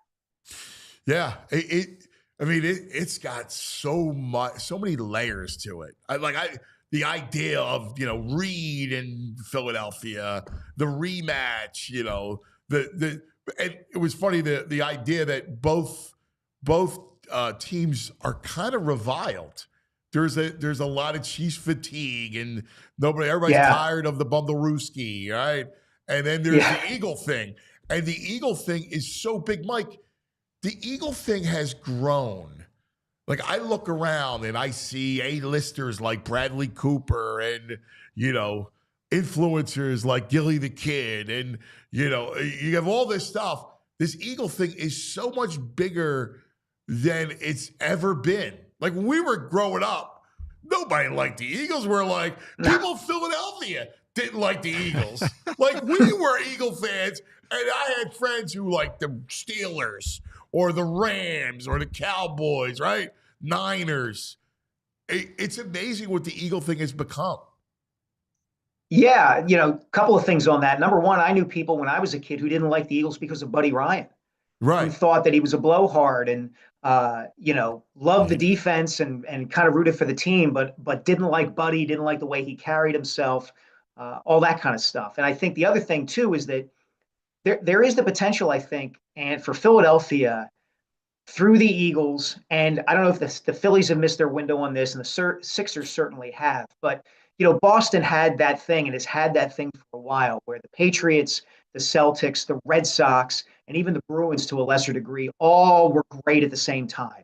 And it became this thing nationally to be a Boston fan, right? I mean, you can explain the rise of like people in media based around the fact that the Celtics and the Red Sox and the Patriots all became national teams at the same time. And the Eagles are the same way now.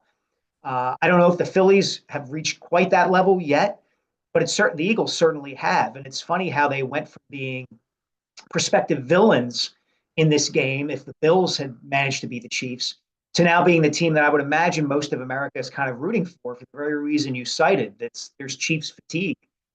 People are tired of them, and they'd like to see somebody kind of knock Mahomes off his pedestal.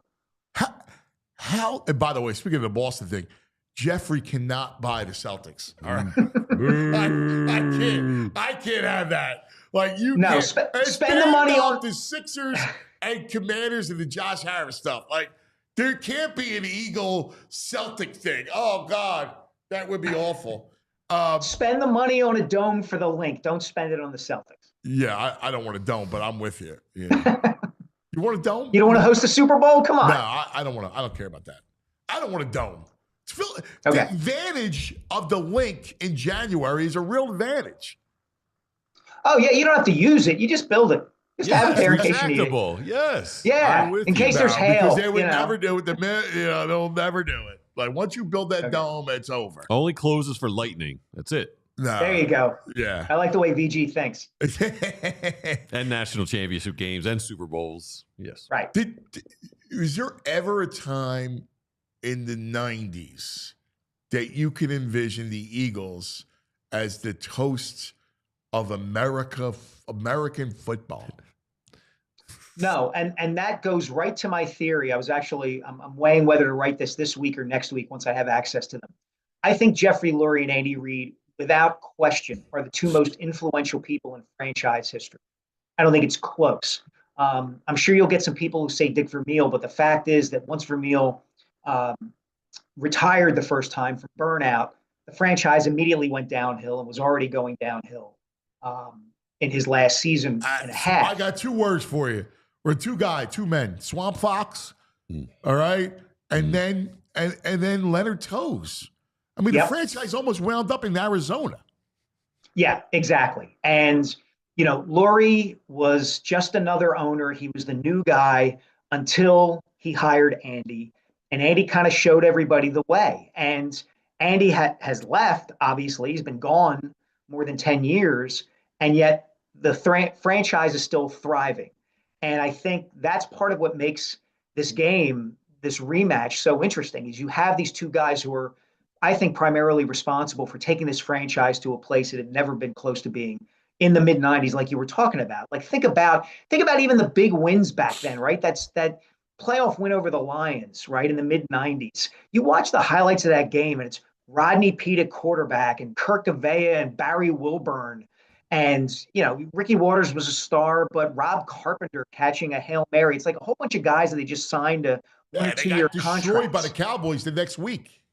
Exactly. And we were all living under this delusion that like, oh, okay, if this goes right, maybe they can beat the Cowboys. And they never had a chance. They really weren't a franchise that was capable of winning year after year after year. And it wasn't until Andy showed up. Go back and relive. I'll tell you what would make your column is to go back and relive 98. Because in 1998, everybody knew early in that year that Ray Rhodes was dead man walking. He knew it. He had one foot out the door. He was going to go to Green Bay. The Eagles were so bad that Vegas took them off of the lineup, off the card on a Sunday. That's how they couldn't make the spread high enough, how bad the Eagles were. It was the worst. I'll never forget Andy telling me a story about, like, one of the things they had to do was ban liquor no beer on the plane, right? Because people would tell them stories that when there was turbulence, the liquor bottles would rattle from one side of the plane to the next side of the plane. Oh, my God. Yeah, I mean, think about that. Think about how jazzed we got when Coy Detmer beat Tony Banks and the St. Louis Rams late in that season, on a random night game. I mean, that's what people were living in at the time. And, I know Andy took a ton of heat when he was here. I get it. I understand it. He's evolved and improved as a coach. But the bottom line is you're not looking at this Eagles team the way it is now if he's not there. And I give him a ton of credit for that. I give Jeffrey a ton of credit for that. And obviously the rest of the leadership, Howie and the rest. Let me ask you, I mean, are you discrediting a guy we had on last week in Joe Banner, who seemed to be a cap manipulator and laid out the framework for everything? Give Joe his due as well. Yeah, absolutely. Give Joe his due as well. And again, I don't think you can understate, and Ant knows this as well as anybody, the amount of criticism that those guys took at that time for thinking differently, whether you're talking about drafting Donovan or letting guys walk away. And everybody points to Jeremiah Trotter. I get it. But the bottom line is they were innovative in ways they needed to be for the modern NFL, and it worked. Yeah, it did. Mike, always great, thoughtful, great. It's great conversation, man. You're a conversationalist. Thanks. All right. Try to be. Yeah, you're great at it, man. No matter what, I just don't talk to Nick Sirianni's kids during a post-game press conference. And by the way, for the record, I agree with you. I love my kids and all the whole thing. But after a game, it's not about shielding as much as it's just a professional atmosphere. That's all. Yeah. Hey, it's okay. He's perfectly entitled, and it's good to know he reads. Yeah, that's good. It's right. Great stuff, my brother. As always, we'll talk to you next week. All right. Thanks, fellas. Here he is, Mike Sielski. He's a fun conversation, man. Mm-hmm. Love it. Love it. All right. Lots to get to. Coming up, I cannot wait to talk to our next guest. Mike Siravo, who's the linebackers coach for the Vikings. I wanted to pick a coach's brain, and Mike is terrific. He's a great defensive coach. I first met Mike at Temple when he was working with Matt Rule on that staff. He's a brilliant guy. Looking forward to talking to Mike. Great dude, too. You'll love him. Let's talk about some of our friends and partners like Rothman. Your joints aching, your hands cramping, your back out of whack? Rothman's got you at Rothman Orthopedics. Practicing specialized care has been their passion for over 50 years. That's right. Their mission, high quality, compassionate, and affordable care rooted in research. Research leading to new treatments and better outcomes. Each Rothman doctor laser focused on their specialty. Hip, knee, spine, you name it. They got a team for each body part right in your backyard. So you can cross over the defense, right? You can drain those jumpers in the driveway. You can root for your teams like no other fans in the country. They are Rothman Orthopedics. They specialize in you. That's right. Specialize in orthopedics in you for 50 years. Visit rothmanortho.com/PHLY to learn more and to make an appointment today. Also, once again, we're brought to you by the Bet Park Sportsbook online casino app. Check it out. We're VG's in the app right now. Were you college basketball? I haven't looked at. I'm so footballed up. I've been sleeping on the college basketball. I know. You're all. I gotta get back into it. Back to the trash man. Yeah. We'll get You there. do, but all the props are up on the Parks Casino on the Bet Parks app, so you can check. There's a zillion of them, right? I talk about the Barkley one. I love the Saquon. I don't think that changes. Jalen to score a touchdown. I think he does that. Right? You got all kinds. AJ Brown MVP 20-1. What's Saquon MVP? Plus 250. Wow, it was 750 last week. Oh man. Yeah. Mahomes even money plus 100. Yeah. What's Jalen? Plus 300. It's amazing. Saquon higher than Jalen in the MVP on that prop. Wow. Check it out, man. It's so much fun. And they also have live dealers for blackjack and roulette and Baccarat. You like Baccarat? Love Baccarat. I still, you have to explain to me one day.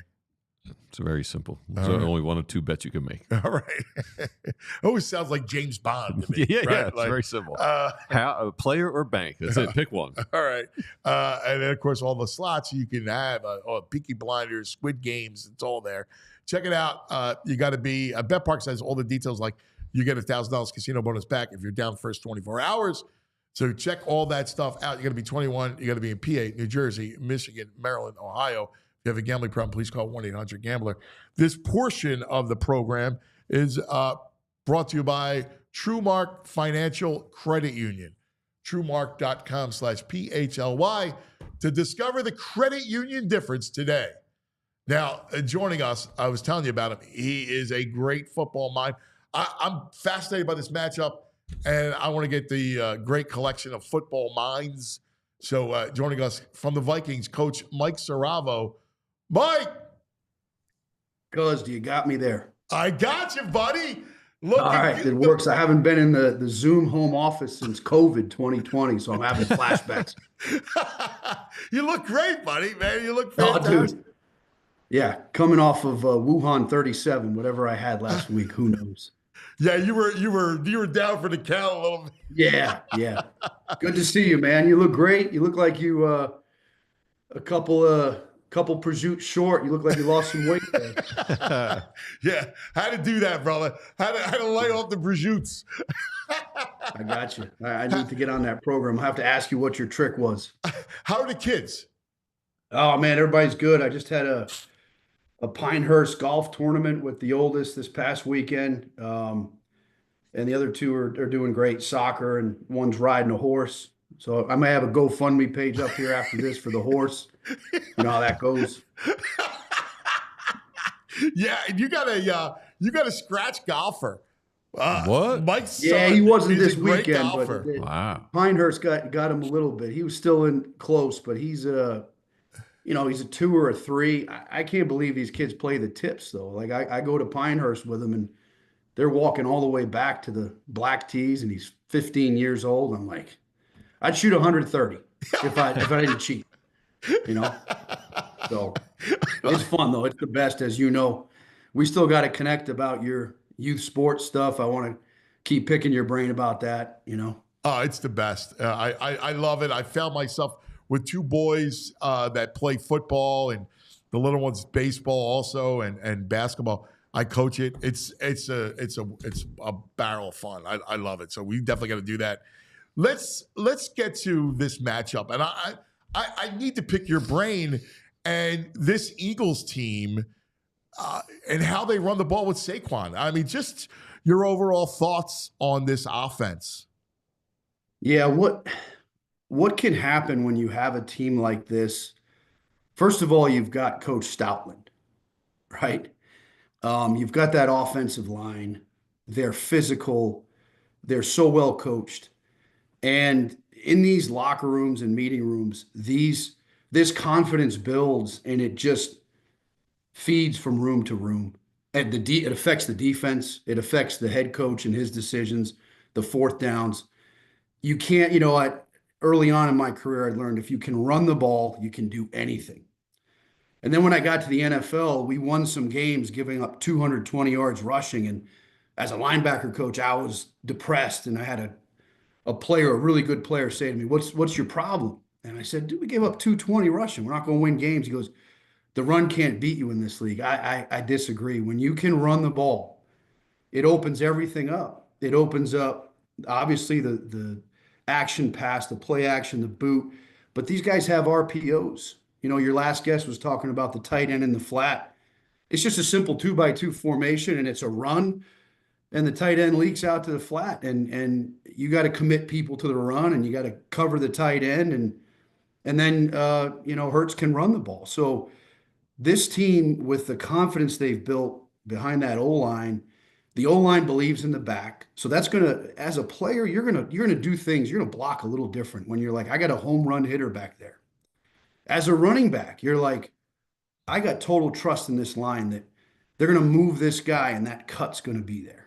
And if you get him to the second level, he's a dangerous dude. Yeah. And then that just makes it easier for everyone to call the game. The defense knows they're not going to be on the field maybe too long because the run game is going to eat up clock. And even though the first play of the game, didn't eat up much clock at all. But yeah, that whole run philosophy and what they have there, it's working into all those rooms, and it really gives everybody a confidence that, hey, no matter what, we're going to be able to run this rock and possess the ball and set up all the other things we do, time of possession, and it makes life great for everybody. It lets you play kind of without a conscience a little bit on defense, calling fourth downs, 4th and 5s. This is crazy. As a defensive coach, you go 3rd and 5 and you stop them, you're celebrating on the sideline. Right. Now you have to have a 4th and 5 call. Do you know what that does to your week of preparation on Friday and Saturday? Hey,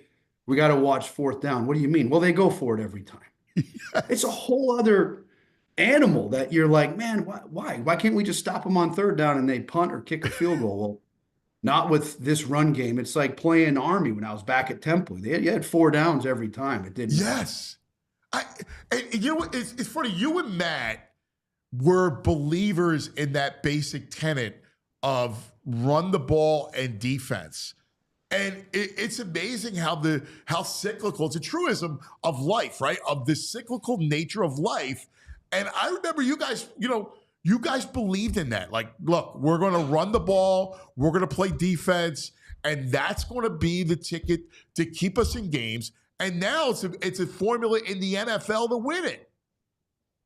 Yeah, and the thing that's interesting about your team is that you go down the field running the ball, and then you get to the red zone, and a lot of play callers can't get off their red zone call sheet. They want to, they design all these passes and all. Right. And if you can run the ball on a defense, it's demoralizing. So if Yeah. you watch the demeanor of the front and the second level, it's hands on your hips, you're gasping for air. You're like, what are we doing wrong? And then if you watch the tape, it's always a guy peeking into a gap. It's always somebody taking a shot and saying, hey, I think they're going to toss the ball. There's a play in the red zone, the second touchdown where Saquon scored, where you can see the linebacker from Washington. I'm not going to use names. Yeah. He's expecting them to toss it in the offset back to the bunch. So one linebacker's like, who's got the A gap? And he plugs the A, and Saquon's got to walk in to the other side. And it's just gap football. It's not anything magical. And we say that all the time. But when the runs start to hit, the D line's like, where's the linebacker? The linebackers are like, there wasn't somebody in that gap. And it's demoralizing, and it really shakes your confidence because all week you're playing the Eagles. You say, we have to take the run away. We have to take the run away. Here's our plan. We practice it. We walk through it. We watch it. We meet about it.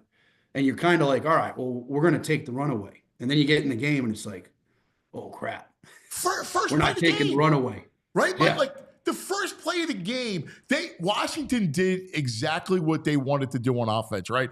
18-play drive, run clock. They converted fourth downs. You get points on the board. Which is hard to do. Yes. It's hard to do that. And then you turn around, and the first play of the game for the Eagles, Saquon goes 60 on you. Well, first of all, the Commanders' first drive, I mean, that's Coach Fangio. You know, I don't want to put thoughts in his mind. I don't know him that well, but the defensive philosophy, it's not bend but don't break. But on defense, we believe if we make you matriculate downfield 12, 15, 18 plays, you're going to have a holding call or you're going to have a false start. And we're going to get you into 1st and 20, 2nd and 50. And it's a negative play without us making a TFL or a sack when you go that many plays. So we're like, that's actually good defense, making a team do that because they're going to screw up a cadence or something like that. But the first play is a toss, and it's a crack toss. They're in man. The corner does a nice job of coming off the crack and filling, but the problem is you're filling against a tight end and an offensive lineman.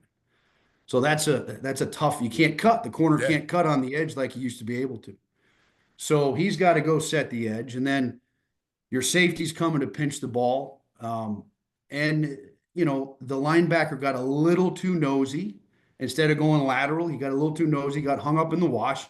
And now you have this all-world back that if you give him a crack, you know, just a body width, his speed, his strength, his balance, his vision, gone. And then you got missed tackles, which it's awful in the playoff. I feel terrible for these players because you can't tackle all year. And you have to tackle well.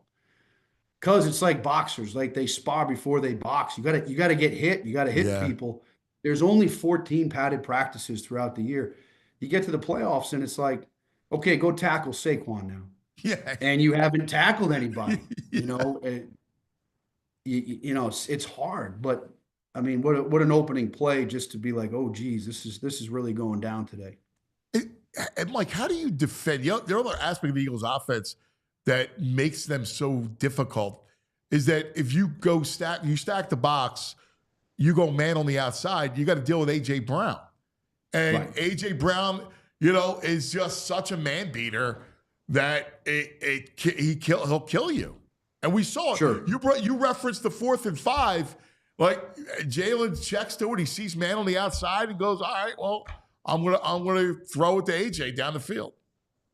Yeah, it's such a high percentage play because it's either catch, big play, it's either PI, or even if it's an interception, it's like a punt. Yeah. So it's such a good strategy, you know, 4th and 5, and they see press man, they throw it up. But what happens when you play them, you have to lean your safety a certain way. So you've got to post safety. If you're going to load the box to play the run and take away the run and the RPOs and the quarterback, which you can't do all that. You don't have the numbers for it. You take your post safety and you got to lean him a certain way to, you know, talk Hurts out of that throw, but then you're opening up the other side of the field. But as soon as you don't lean somebody that way, not that they didn't, he's going to see it, and it's like, okay, it's 20, 20 on 20, it's 20 guys out there. There's 2 guys playing football, everybody else is watching. Let's just throw it up. But the quarterback run game is interesting because schematically, a lot of people think you can load the box with 8, 9 defenders and gap it out. You're still short in the quarterback run game because he creates an extra threat. So just simply put, if a D end has the D gap, let's say, and you run the quarterback, the cutback of the tailback can hit the D gap and the quarterback can hit it. So there's 2 threats in someone's gap. You actually have to take the post player and clamp him on the quarterback. Now you're opening up the outside to go. So, yeah. And then you add RPOs to it. So now they're going to drain out a run defender with a tight end or something like that. It just makes it so hard to play. And you're kind of seeing, it's interesting what offenses made it to the Final Four. Because Jaden had an element of that. Mahomes has an element of that. It's hard to defend. It's 53 yards, and it's every eligible guy plus the quarterback is a 6th threat, and you don't have enough guys. So what makes Kansas City so difficult to defend? And you look at, from an Eagle standpoint, you look at that offense, you look at what Andy does, and he's a master at his script, right? Starting the game, and then you have Mahomes and everything else. What makes them so difficult? How do you attack that offense? Well, it's interesting to watch them the last couple of years because I would watch during the regular season, and wouldn't you agree, Ant, that there was some not great football during the regular season the last couple of years? Yeah. I personally feel that this quarterback's just out there experimenting in the regular season. That's my take in watching this. Him, the tight end, they're just, I'm not saying having fun or toying. I'm saying they're pushing the limits of what they can do with these laterals and all these crazy throws. Are you seeing any of that in the playoffs? Have you in the last 2 years? I haven't. No. It's very conventional. Yep. Short throws, no big risks. He's making great decisions. They can still run the ball. They ran the ball with him. You got one of the best play callers in the history of the game with one of the best quarterbacks in the history of the game. And then their confidence also comes in what's on the other side of the ball. That's a great defensive coordinator. And when you're a play caller and a quarterback and an offense, and you're like, our defense is they're going to get us the ball back. It's very freeing. You're not worried about every single down and every possession being make or break. So it allows you to play a bit more free. But I think they're just being surgical in the playoffs.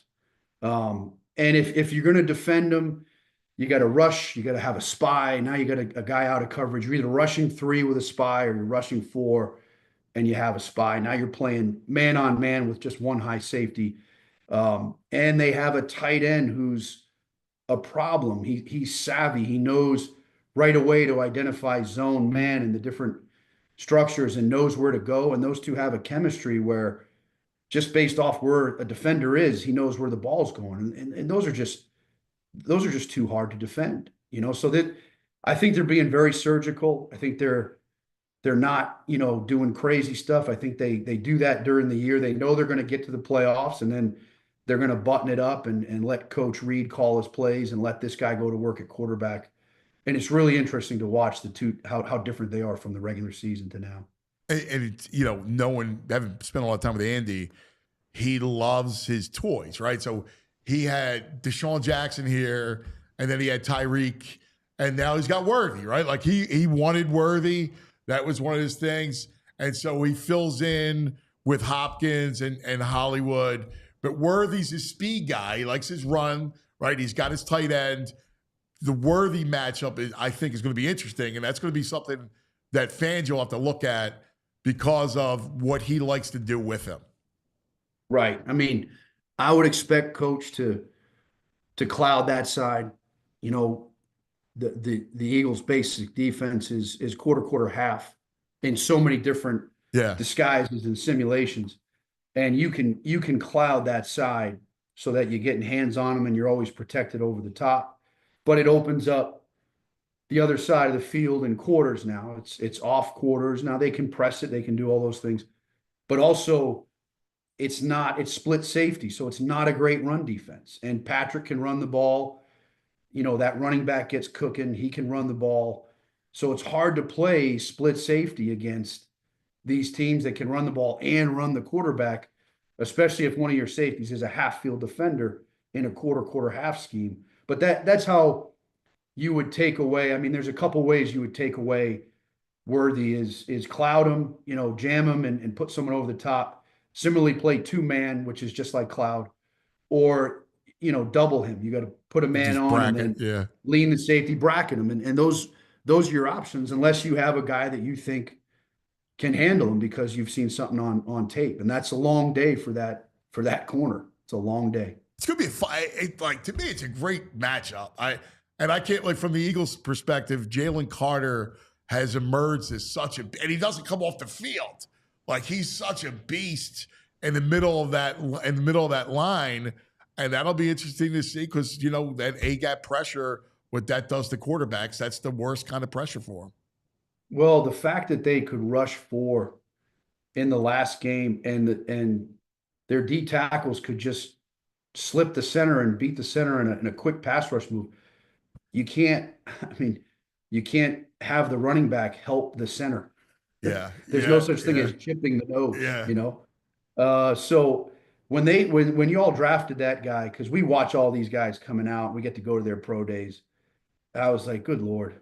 Yeah. That front man is, and you can play a certain way when you have those cats up front. You can play certain coverages and one of them is going to beat somebody and make a play, a TFL in the run game or a sack, and you're not even really bringing pressure. You're rushing 4, and that's good living. But Coach Fangio obviously does a great job with mixing it up, and I'm just excited to see the matchups, of Coach Reed versus Coach Fangio, and then over there you got Spags, who's brilliant. It's really good football. It is. You're spot on. What makes Spags so effective? He's had a Hall of Fame career as a DC. What makes him? I think the ability to change up your fronts. So if you watch some of the great defenses throughout the year, some guys are just a 4-down system, a nickel front system, and there's space there, and you got to have the people for it. But he changes up the front so much. Like, teams don't want to run against the 5-man front with a guy head up the center, the bear front, if you will, the Buddy Ryan front. And he changes those up so much, and you have to prepare for it.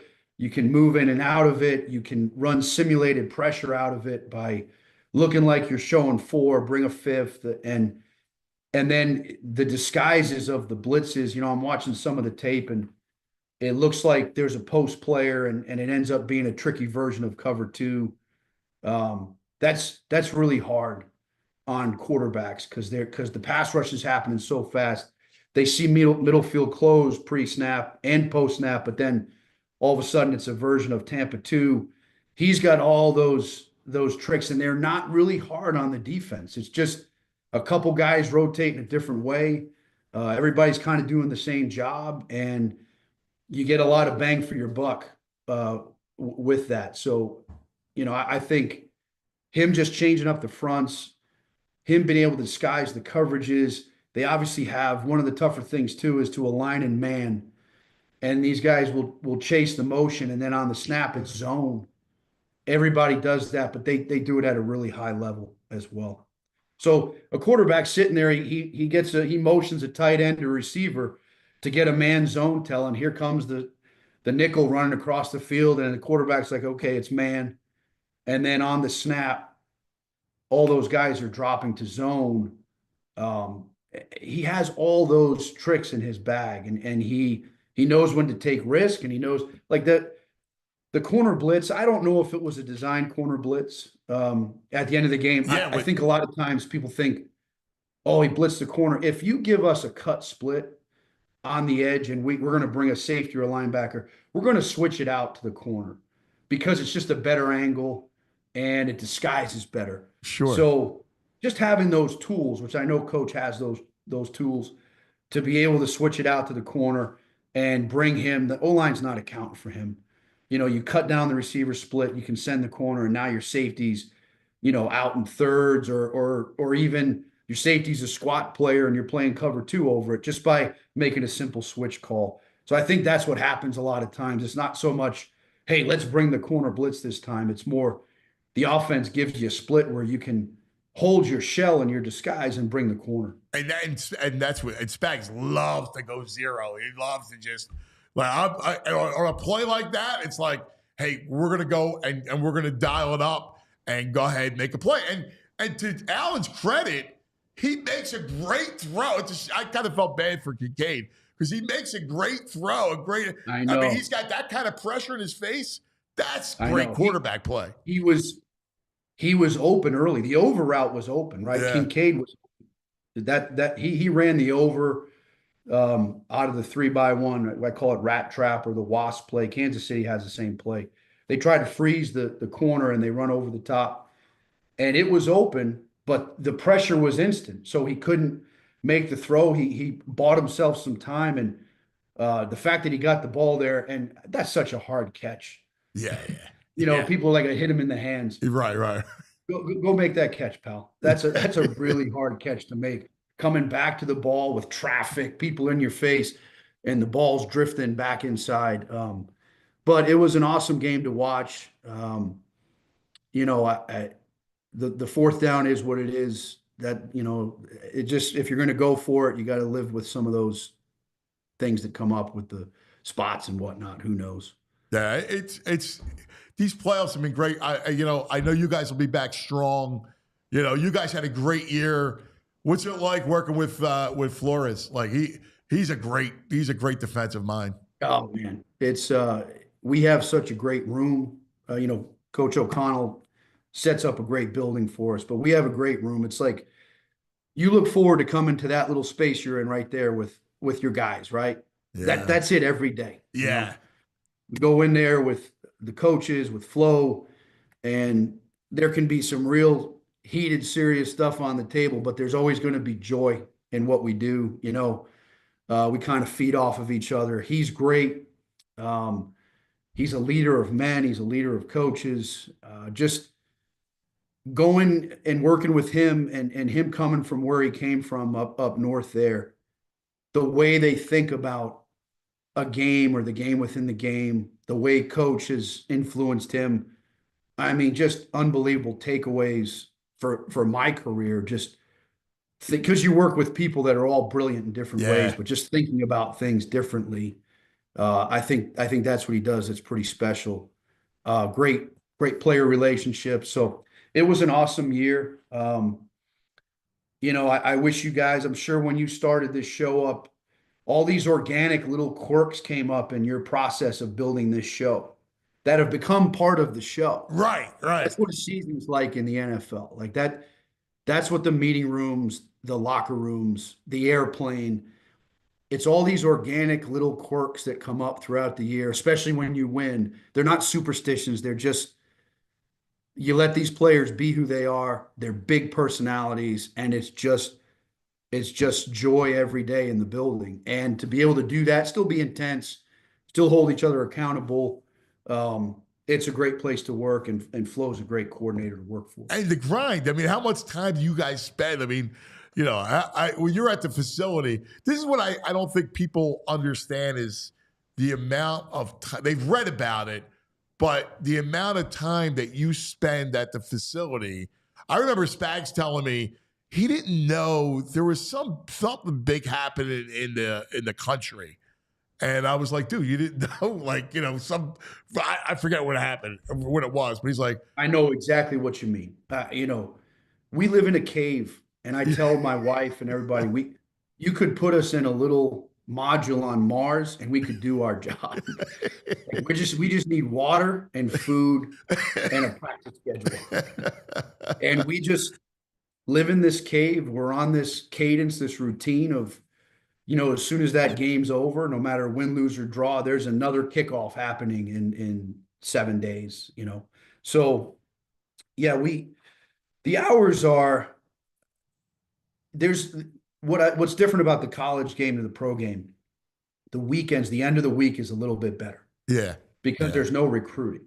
Yeah. And there's not 110 guys, and there's not academic meetings at the end of the week. So, here on Friday, Saturday, you're going to get a chunk of time because they want the players in and out of the building. But what most coaches do, as Spags will tell you, and the guys that aren't the coordinators, you've got to get ahead on next week.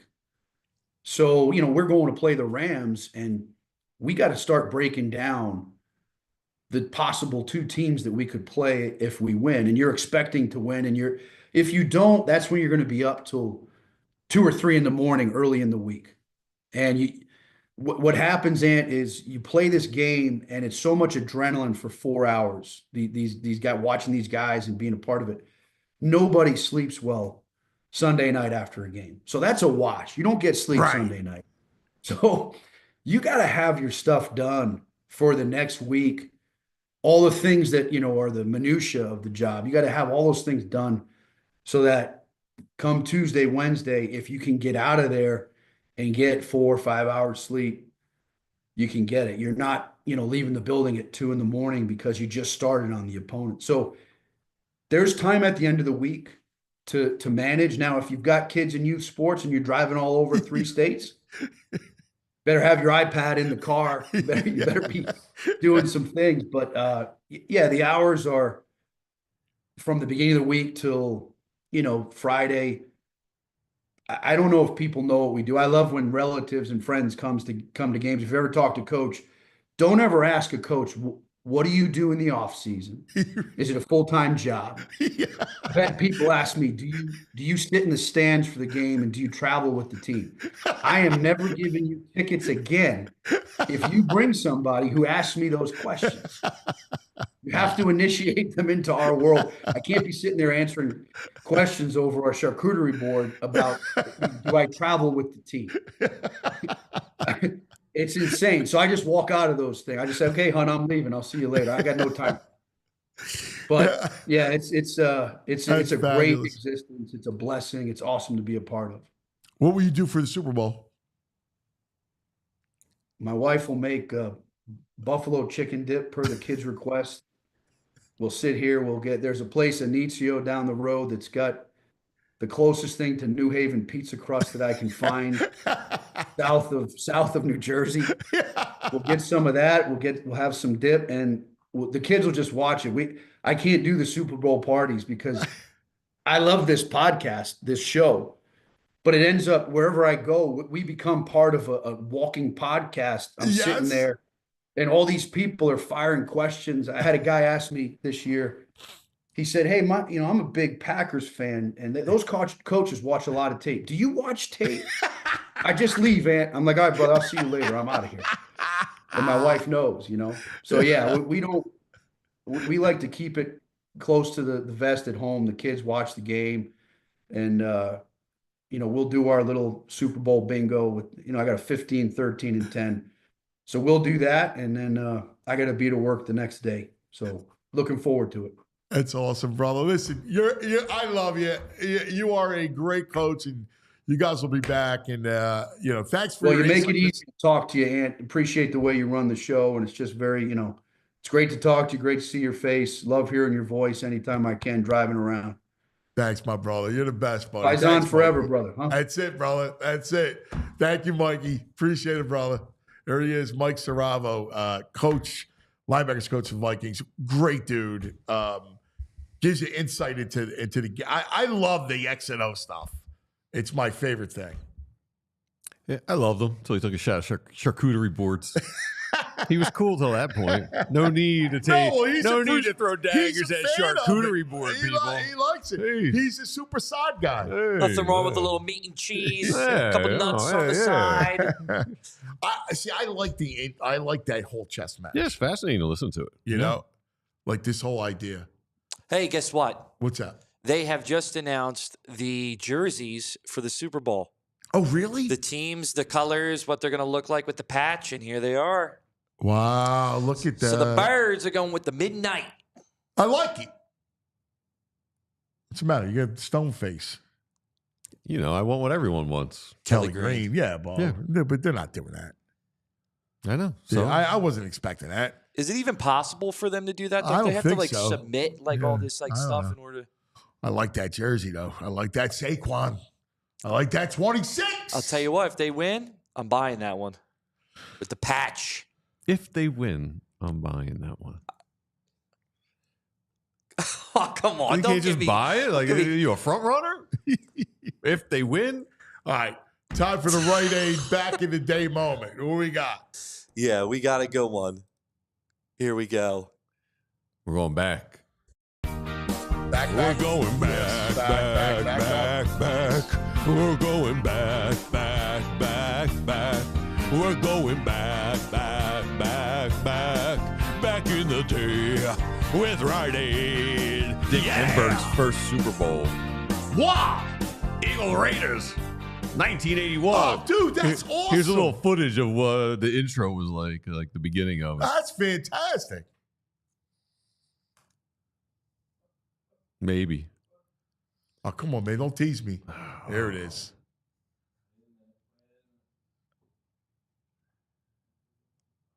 Come on, buddy. Come Oh, on, buddy. I Come want to hear on. Dick Enberg. Oh, my.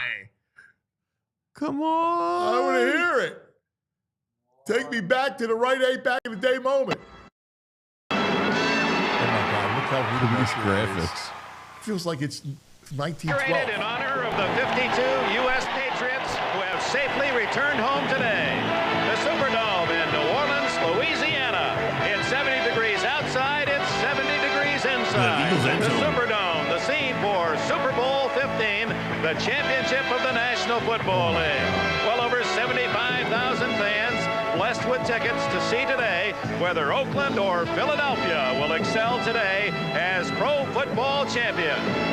Hello, everyone. Dick Enberg. Welcome to football's answer to the Mardi Gras. And for the Philadelphia Eagles and the Oakland Raiders, the agony of this long 2-week wait is just about over, Merlin Olsen. I'm ready. Send me in, Coach. I'm ready to play. It's been hard on us, too.